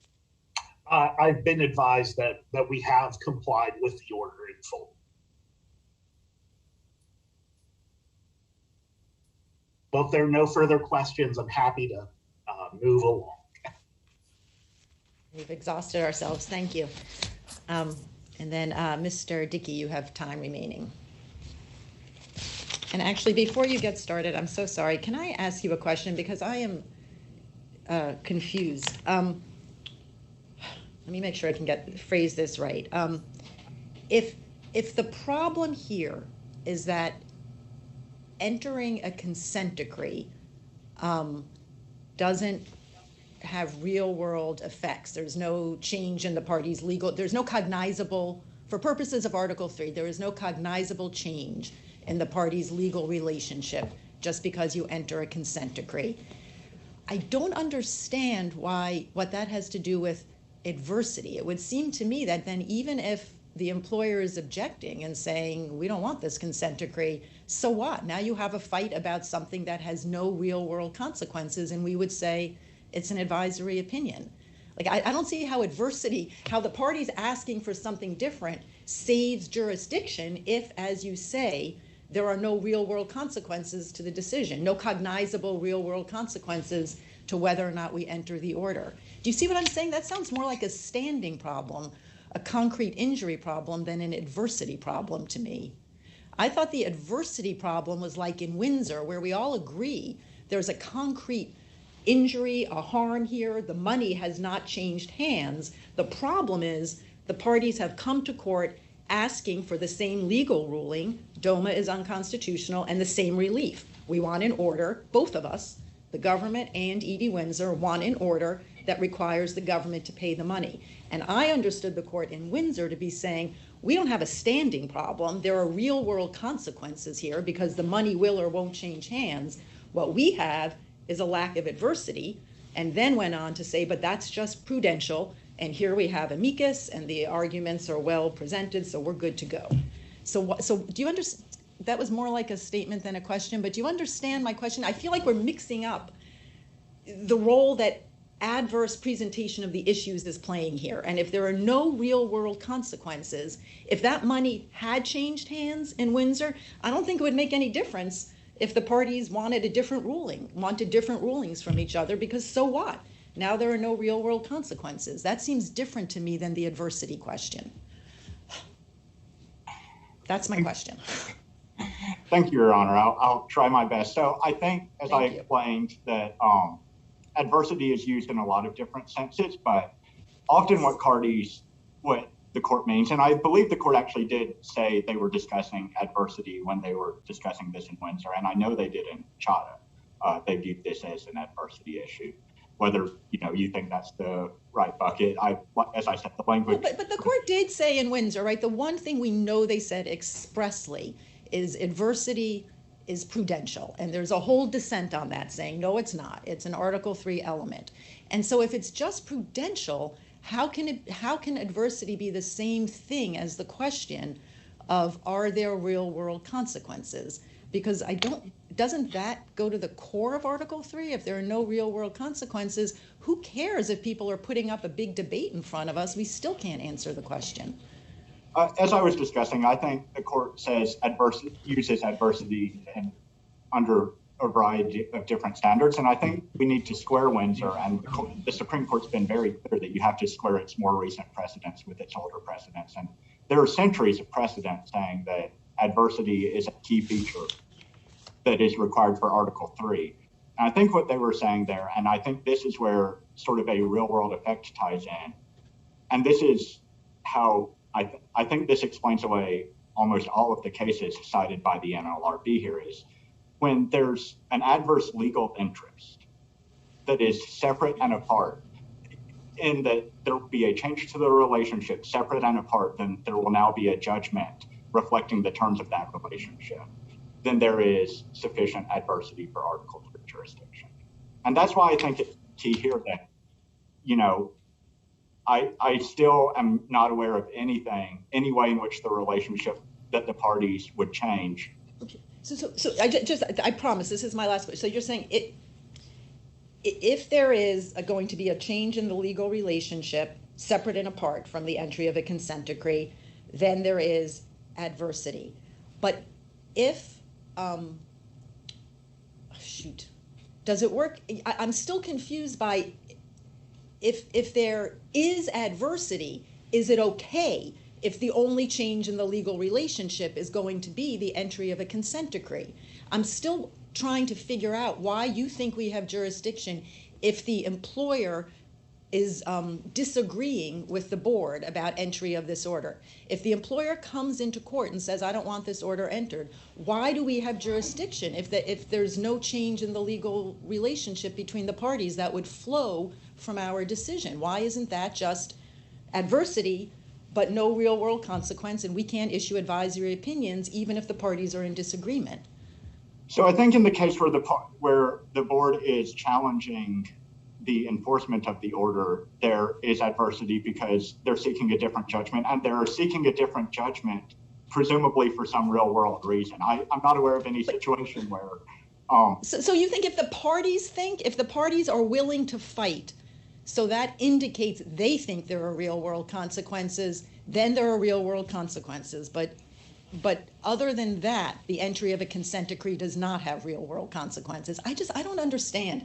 Either entering a consent decree changes the legal relationship between the parties so that bracketing whether they agree or disagree, whether we have adversity or not, we have jurisdiction because this is a real world dispute and our answer will not be advisory, or entering a consent decree does not have real world consequences, so any opinion we issue will be advisory. But you say no, like sometimes it has real world consequences and sometimes it doesn't? So I think the absence of real world consequence here is caused by the agreement, the unconditional agreement to comply with the order of the board. Does that? Okay. So why? I'm sure it will. Mr. Dickey, why don't you say this is just Hollingsworth versus Perry, right? That you can have adverse arguments and that is not adverse interest, right? And so Judge Harris just positing that, okay, except that she is correct. If there's a consent board order that's entered just like we have here, then there is no adversity before our court, whatever Constellium says. I mean, Mr.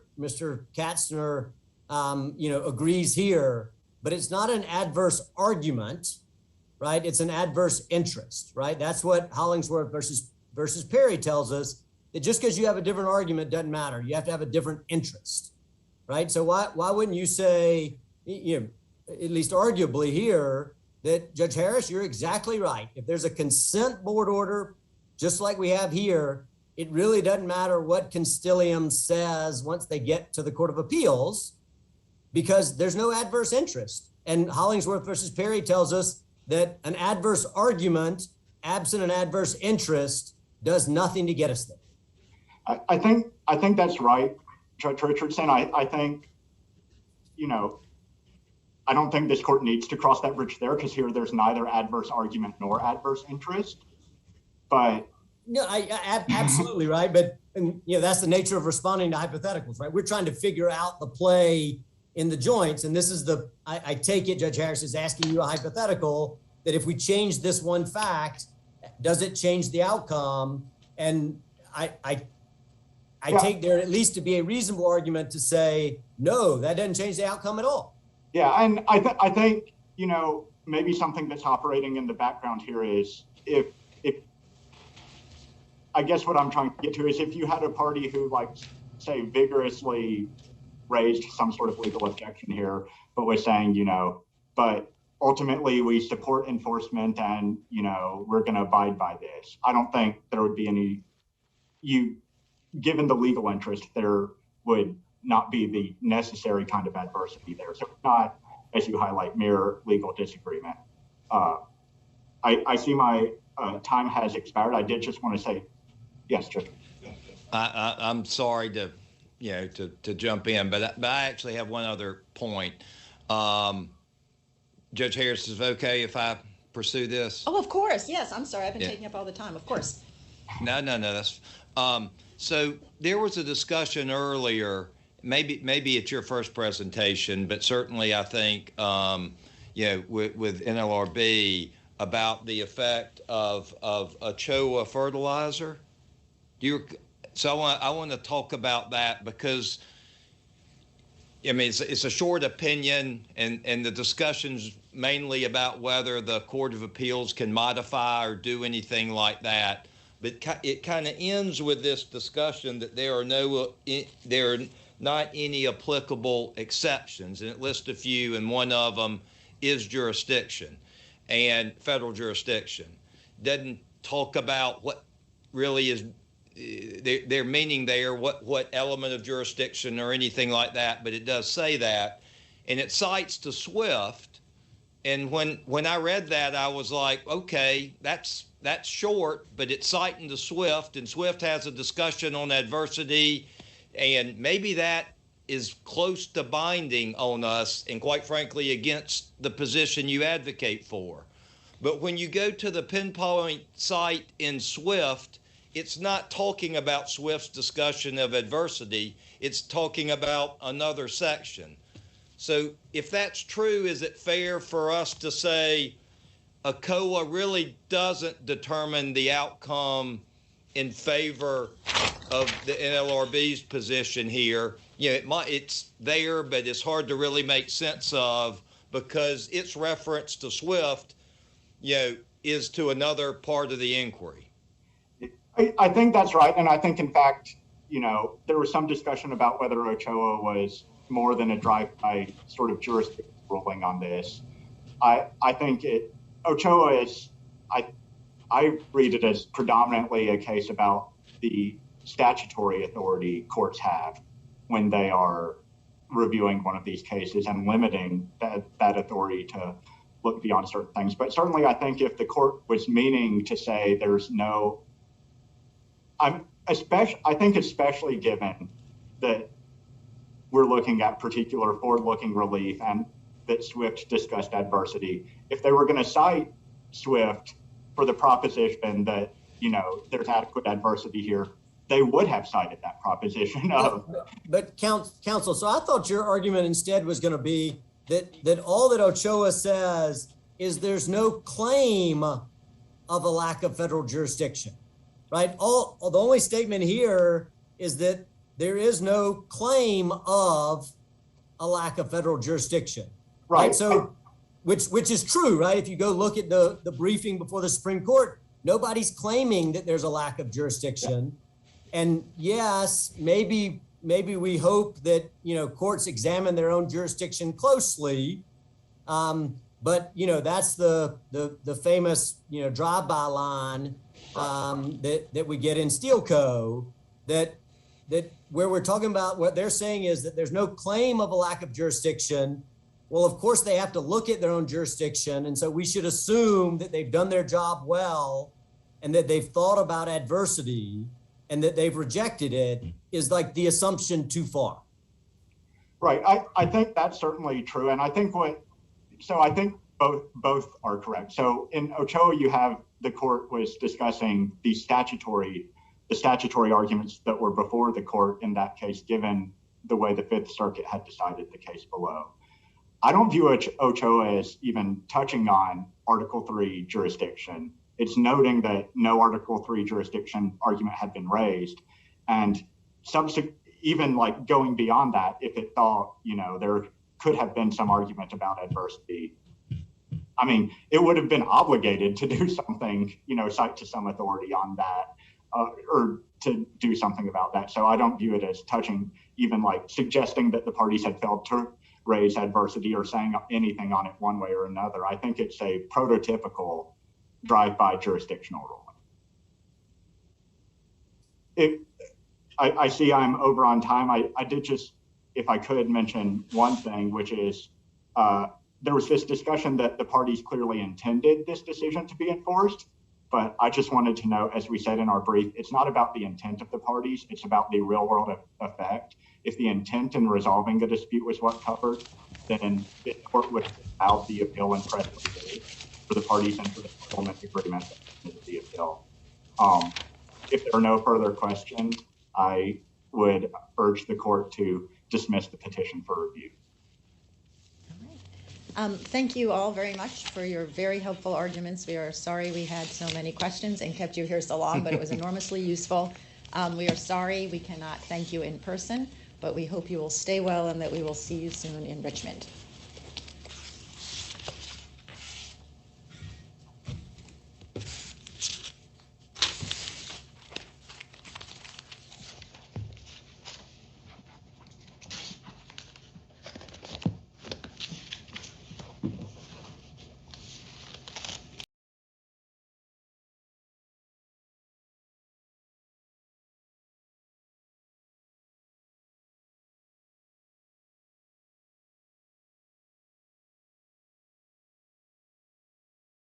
Now in our third and final case, Patrick Ryan McGraw versus Teresa Gore et al. And Mr. McDonald, if you're ready, we'll hear from you. May it please the court, Your Honor. This case falls comfortably within the spirit and the letter of the law regarding relation back of amendments, as well as Fourth Circuit precedent on the question. And the trial judge simply got it wrong and should be reversed. Mr. McGraw, well, let's begin with the rule itself. The rule itself was designed, and I encourage the court to look at the committee notes of the amendments that led to the relation back issue here, because the relation back was designed to address a problem where Social Security recipients were denied, and then they had 60 days to bring lawsuit to recover the benefits. And frequently they named the United States government, they named a commissioner who had left office and missed their opportunity to do so. So the Rules Committee decided to change the rule to allow liberal relation back in order to comply with the spirit of the statute of limitations, but also to recognize that, particularly dealing with governmental defendants, that identifying the correct party to be sued can sometimes be an enormous challenge. In addition to that, we have a prisoner case here where we have a pro se litigant who filed a complaint. His attorney, in fact, is the one who did so because he struggles with reading and writing. And the class of prisoners suing their jailers for, in this case, grievous injuries, presents, they are disadvantaged in many ways that other litigants are not, and including court orders prohibiting them from having the ability to serve process. They don't have the ability to have the same access to information.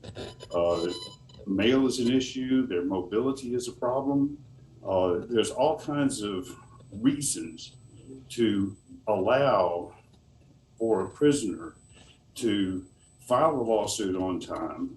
And as long as the defendants are not prejudiced and are served within the time allowed under Rule 4M, then there's no prejudice and there's no reason why the complaint should not relate back.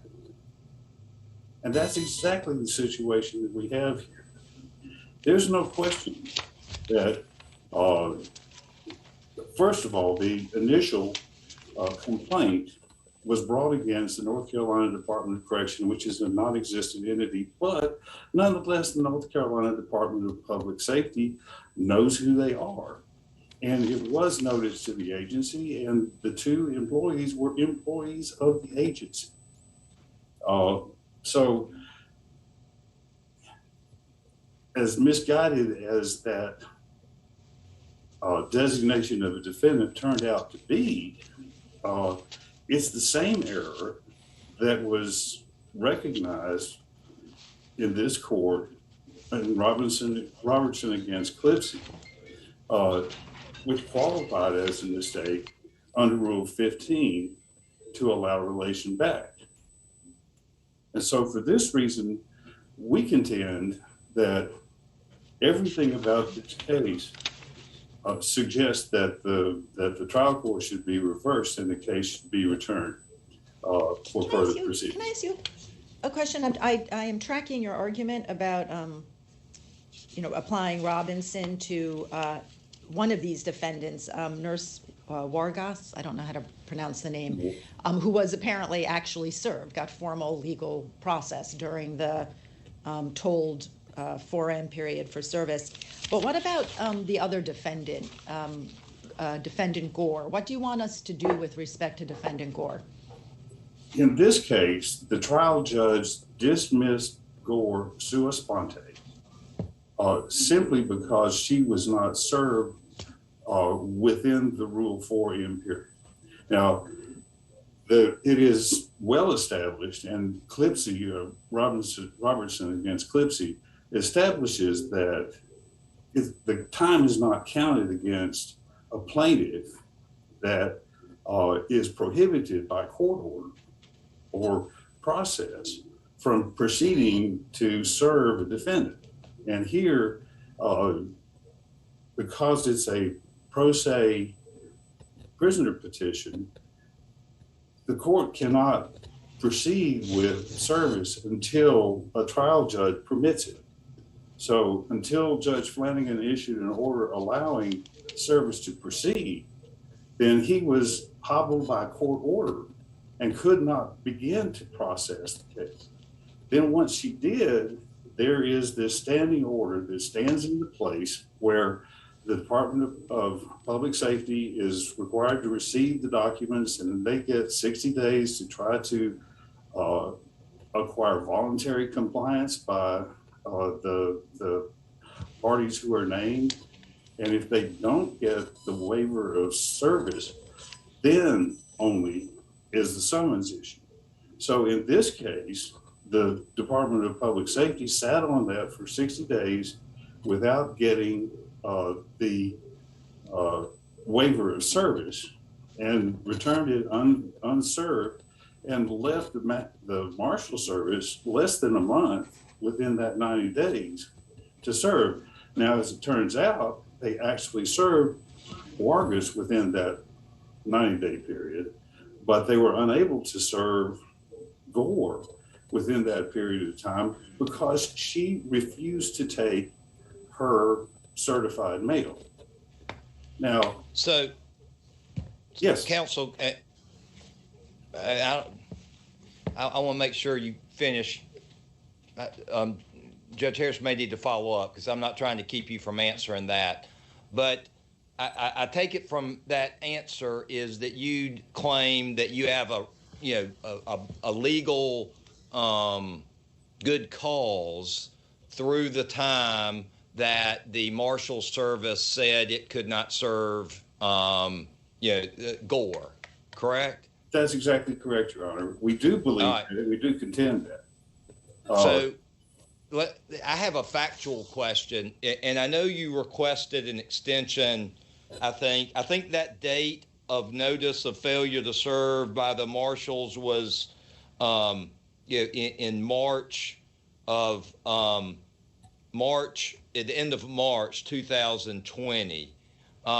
Did you do anything to try to serve? When I say you, I'm not sure. I'm not accusing, or I don't even know if it was you personally, but were there any efforts to serve Gore after the marshal did that? At any time between March 30th and the time the court entered the order? I know you had requested an extension and that wasn't ruled on, but did you go ahead and try the server? We didn't have any information. That the court had whatever service information that the Department of Public Safety may have given them, but we were not privy to that information. Apparently they did have an address for her, but they didn't share that address with us. And that's part of the standing order. So there was nothing that we could do. And if I'm not mistaken, our summons had expired by the time the court notified us that service had not been accomplished. So we couldn't do anything without a valid summons going forward. Now the court notified us and said, show us good cause. And we showed the good cause that we had no power to do anything during this period of time. And this court in particular has said that is automatically good cause. And Counsel, so it seems like, just assuming hypothetically, if we thought that you were right, that Robinson controls the case with respect to the other defendant, then we would probably send this back maybe to the district court on defendant Gore to rule on the motion and just figure out the service question. But a question I had after reading your briefs was, are you also arguing that service or not, it's possible that within the told notice period, within the same 90 days, that defendant Gore was put on constructive notice anyway about this suit because someone contacted her and tried to get her to waive process of the suit, and she said no, and then that would count as constructive notice, he or she, I don't know. Well, if that will depend on whatever they filed with the court, which I'm presuming that the court has access to, but we don't have access to it. I mean, if she was an employee, and she may have been at the time, they call her in, they say, we'd like for you to waive service, I'm not going to do that, then she certainly would have had constructive notice, but we don't have the information to make that argument at this point. And another question is whether the delivery of the certified letter that she refused to take is constructive notice. It doesn't say that she couldn't be found. It says that she refused to receive it. Okay. So that might be constructive notice under any circumstance. Counsel, I'm curious. Statute of limitations is an affirmative defense, I think, if I'm remembering things right.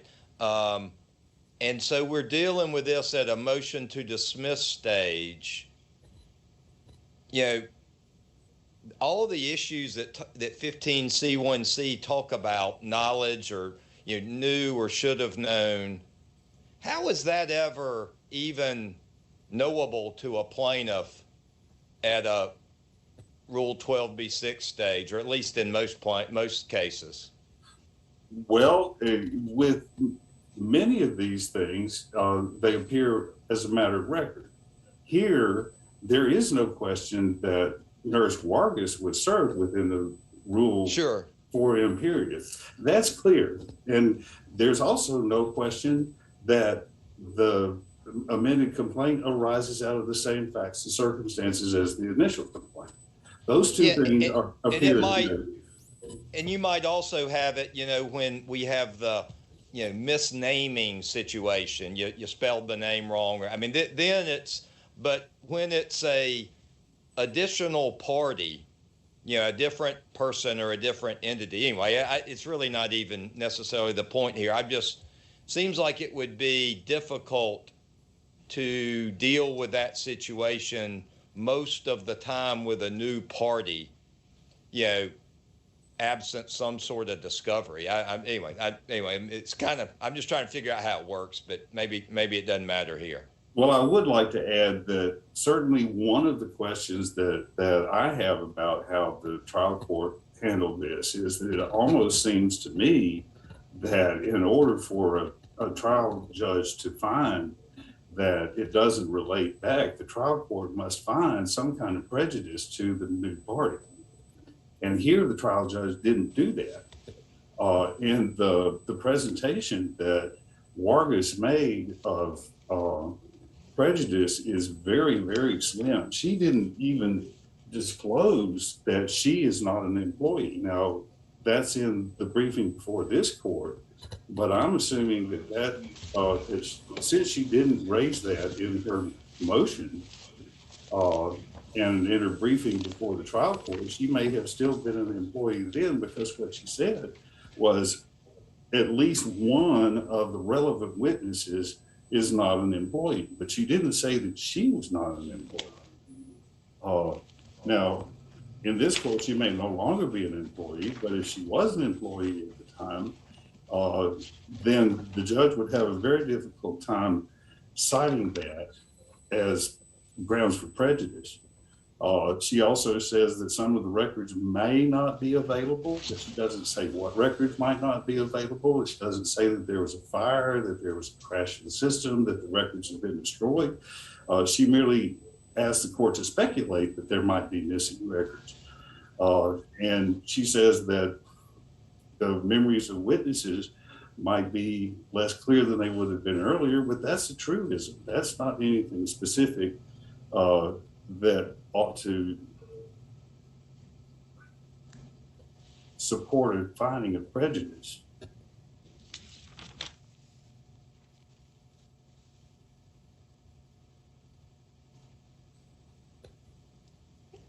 Well, Mr. McDonald, you have time on rebuttal, so I'd like to reserve whatever it is. Unless my colleagues have questions, we will hear from Mr. Williams.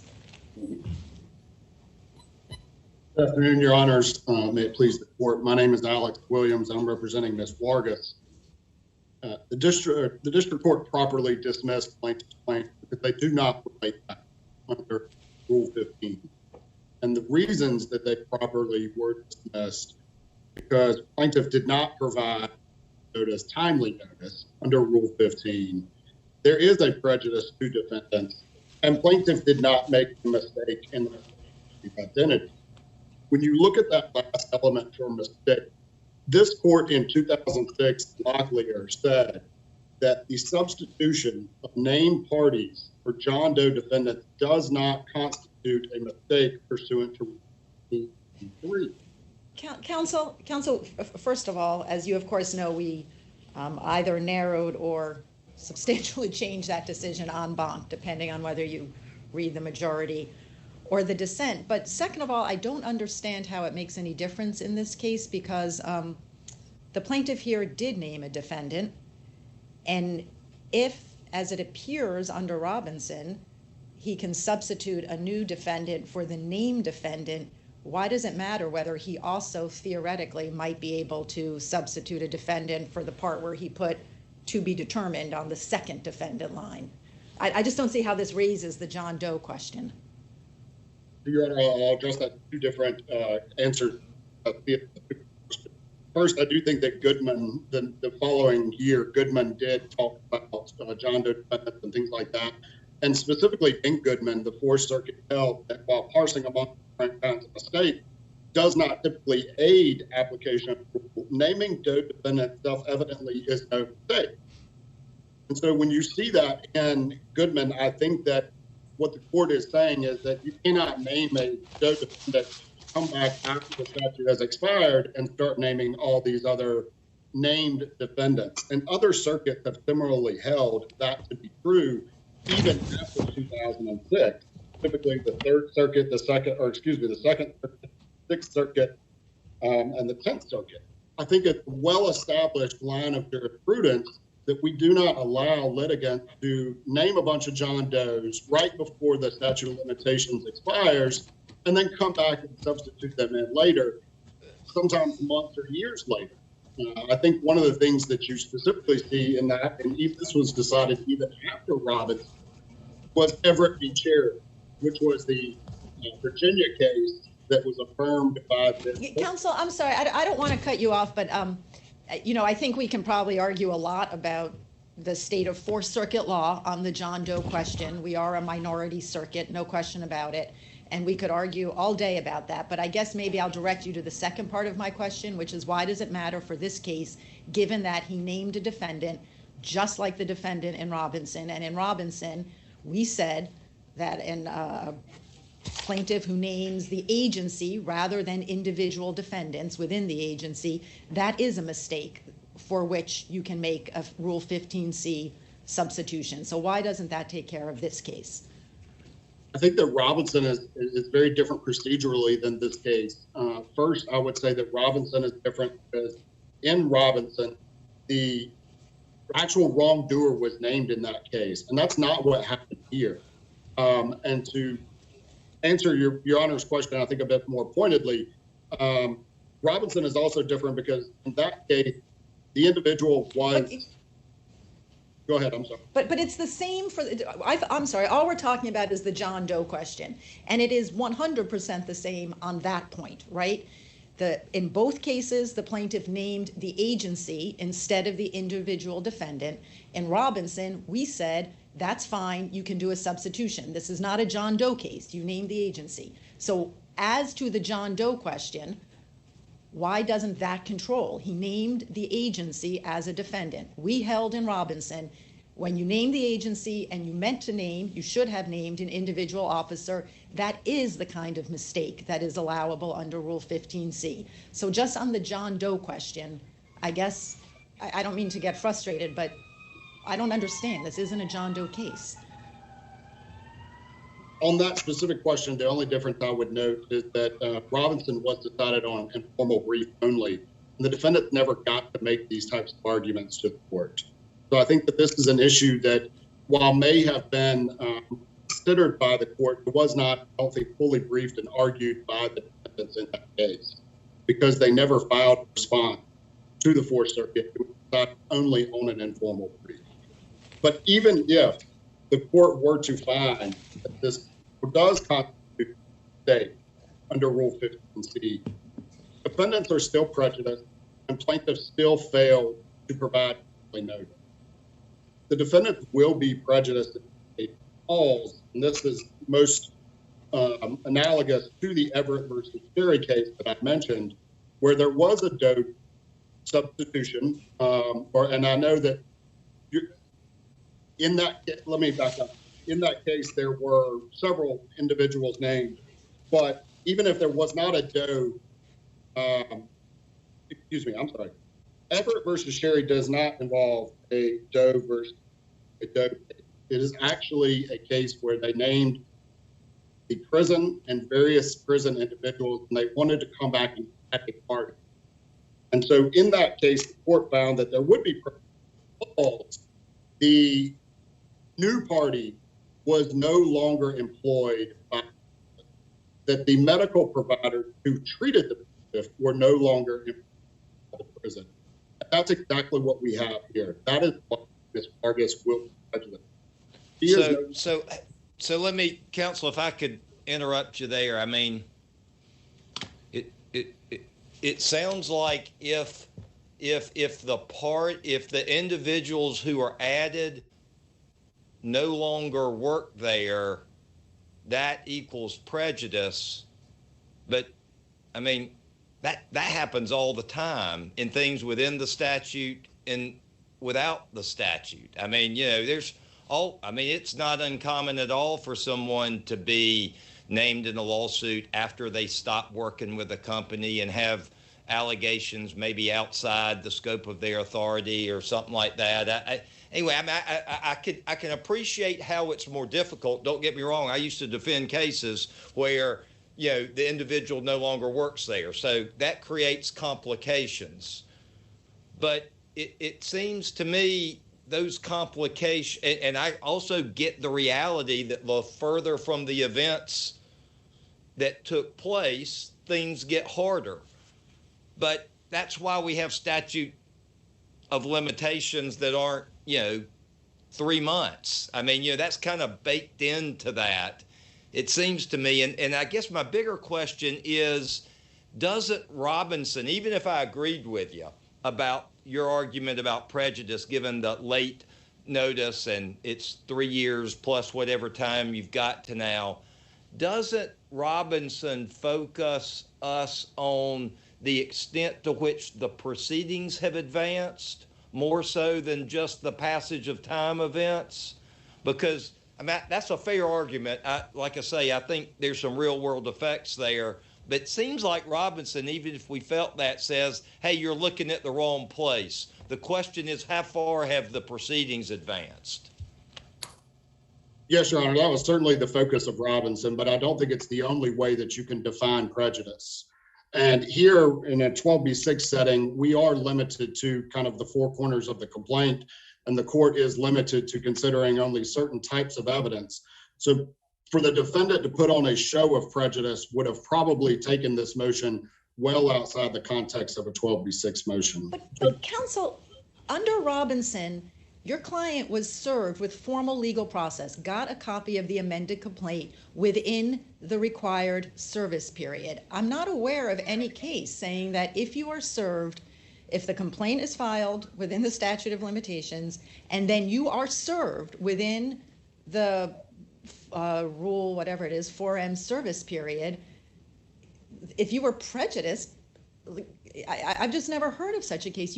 Your client was, this isn't a constructive notice case or something where we might think, well, she was kind of on notice, but maybe there was some prejudice. She got a copy of the complaint within the mandated service period. I don't see how at that point we should be really concerned with prejudice at all.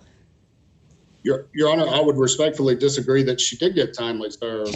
I think that the cases state that Rule 4M time period is taken from the time the initial complaint is filed, not the date the amended is filed.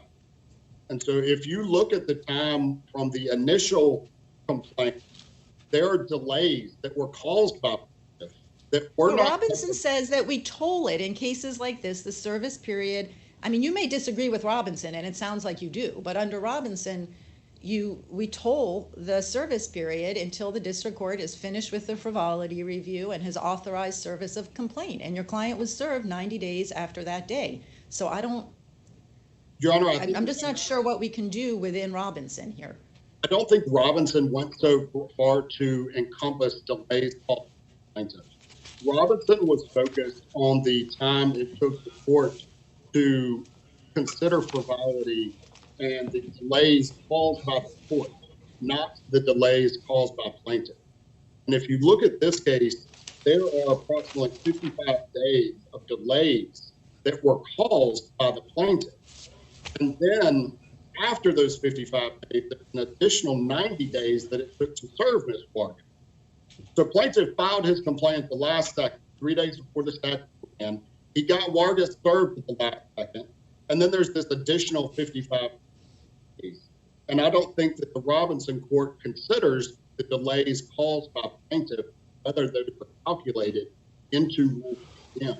How could that be? I mean, counsel, I mean, look, that may be a good argument on a clean slate, but didn't Robinson also make a mistake in the sense of naming the agent or the department rather than the individual? That was on Robinson, so to speak, just like it's on, McCraw that they named.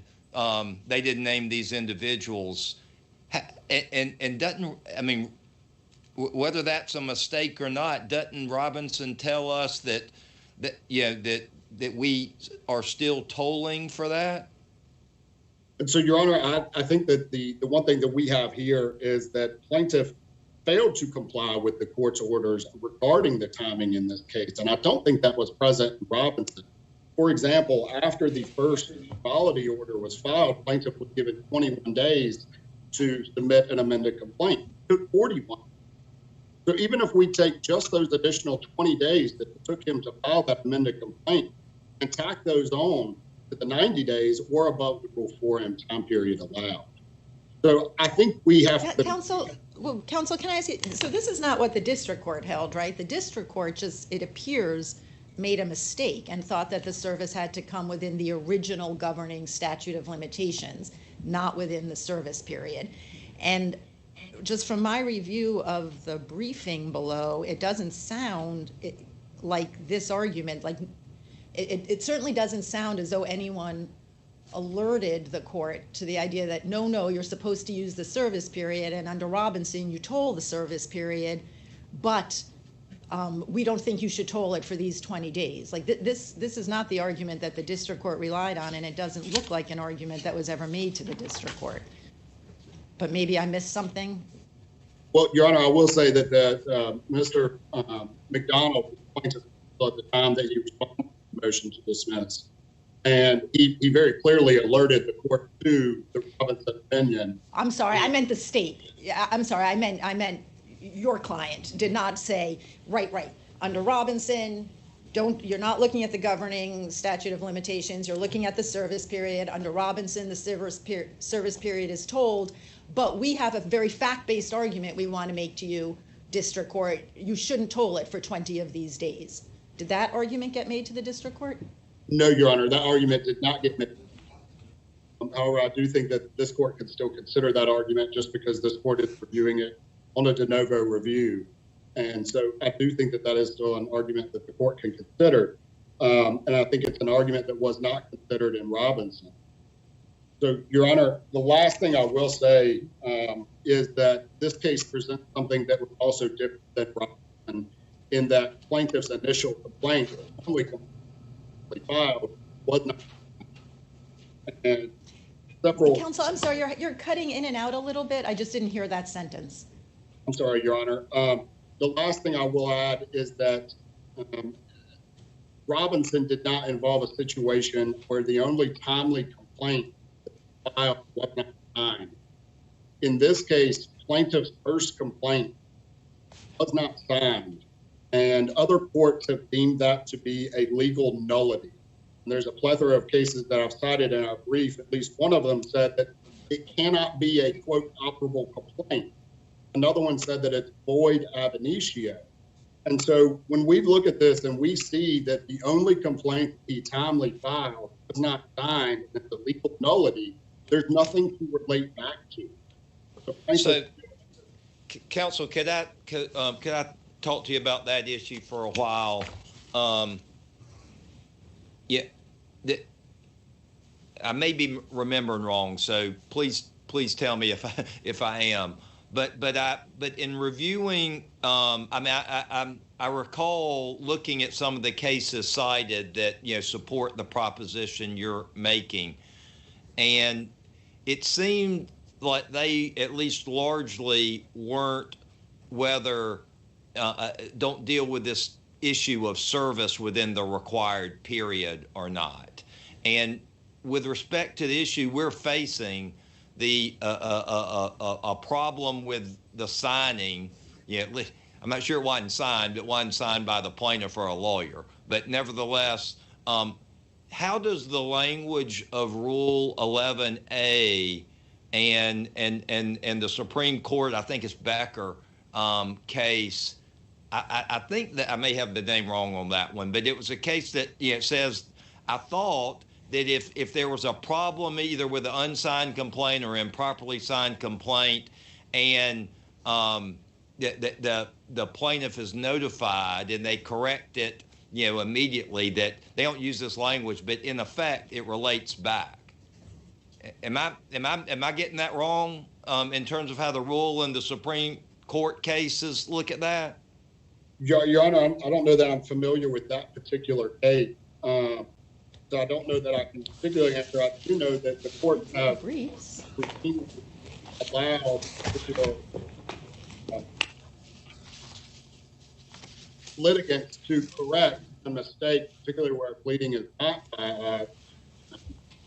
The one thing I don't think that there is a decision on is whether that can occur when a statute of limitations is involved. If you have an unsigned complaint before the statute of limitations, and a signed complaint after the statute of limitations. I don't think there is a case completely on point with that situation. Okay, so your point is that there's no law where that occurs and the corrected complaint takes place after the statute is expired? Your Honor, I don't think the Supreme Court has ruled on anything, and I don't think the Fourth Circuit has either. If you look at the district court cases that I cited. Counsel, you say you're not familiar with the Becker case, although it is in your colleague's briefing. And the court was there dealing with the jurisdictional timeliness rule.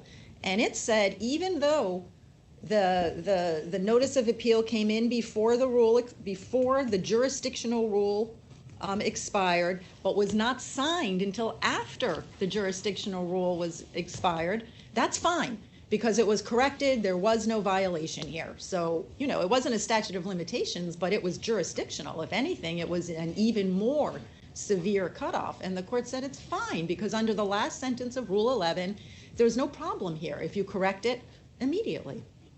And I'm sorry, Your Honor, I didn't recognize the name back. I am familiar with the case cited by the plaintiff, and I do think that there is a difference between a jurisdictional notice of appeal time and a statute of limitations. Or as we think we're statute of limitations, the district courts that have handled those types of cases have found that an unsigned complaint will nullify. Do you have cases where district courts, even when it is called to the party's attention and they immediately sign it as contemplated by Rule 11 and Becker, even so, the district courts say, we don't care, it's still a nullity? Your Honor, because I didn't find any cases like that.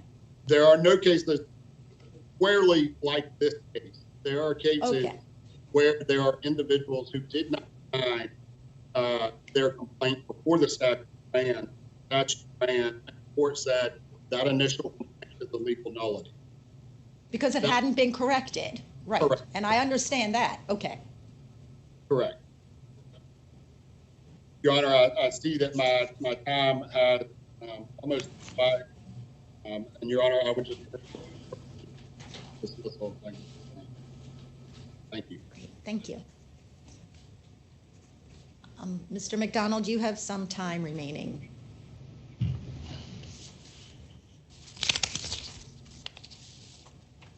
Thank you very much. First of all, I'd like to correct the record here in that Mr. McGraw did not violate any of the court orders. The first frivolity review asked him to revise his complaint, gave him 21 days to do that. He filed a motion saying that he needed help in writing that, which is an indication that he has the trouble with reading and writing that he has, and he needed help. And at this point, he was no longer incarcerated. So he asked for that, and that motion was allowed by a notice ruling. It wasn't an order, but his request for extension of time appears in the record. And the docket sheet also shows that the extension of time was allowed. So he complied with all of the time frames that the court set. And so I think that the court has an important duty in the frivolity review to kind of sort out the cases that are meritorious and the ones that are frivolous. And clearly the court here thought that this was a meritorious case. And in contrast, Robinson against Clipsy was dismissed on frivolity grounds. And so I think there's a distinction there, but it weighs in Mr. McGraw's favor, not in against him. As far as the signing is concerned, I think that the Supreme Court unanimous ruling on that question is dispositive of the issue because it goes on to say that this will be generally applied. So I think that it's very clear that it was perfectly fine within established jurisprudence for him to correct the signing of the complaint within the time the court asked, which he did. And it wasn't unsigned, it was signed by his attorney in fact. And that was a typical mistake by untrained legal people. But in any event, I don't think that's dispositive of this case at all. I think that the relation back goes to the initial complaint, which was timely filed and gave notice of the transactions. I think it's important to note that Mr. McGraw, in his initial complaint, was more concerned about showing the court what his injuries were and how his rights were violated, and that the defect in that complaint was that he didn't know what the legal consequences of the 1983 case is, and didn't know that he shouldn't sue the agency, that he should sue the individuals. And unlike Locklear, which I agree with you, Judge Harris, is probably a questionably good law. I mean, there clearly Goodman overruled at least some of it, but he did say that the nurses didn't let him see a doctor. He didn't name the nurses, but the nurses' names were buried in these 3 boxes of documents that he couldn't read. He had noticed, and compared to Locklear, that was a case where the plaintiff admitted that he did not have the information in time to meet the statute of limitations. Here, McGraw had the information. It wasn't a lack of diligence on his part. It was just a mistake of law, which is correct. Everett is clearly distinguishable because in Everett, the case lingered for a year in state court without service at all. So there was no possibility that there could be relation back because of service within the Rule 4M period. The service, the notice that they were relying on in Everett was a newspaper article that some attorney for the new party admitted that he might have read, but he didn't think that that meant that his client ought to be a party to the case. So I just don't see the relevance of Everett at all to this case. The circumstances are vastly different. I have not found a case where a court has found that an unsigned complaint is a nullity in federal court at all. If there is one, I don't know what it might be. Maybe under state law sometimes, but not under federal law. Again, this is not a John Doe question. Am I over my limit? You are, counsel, so if you can just wrap up.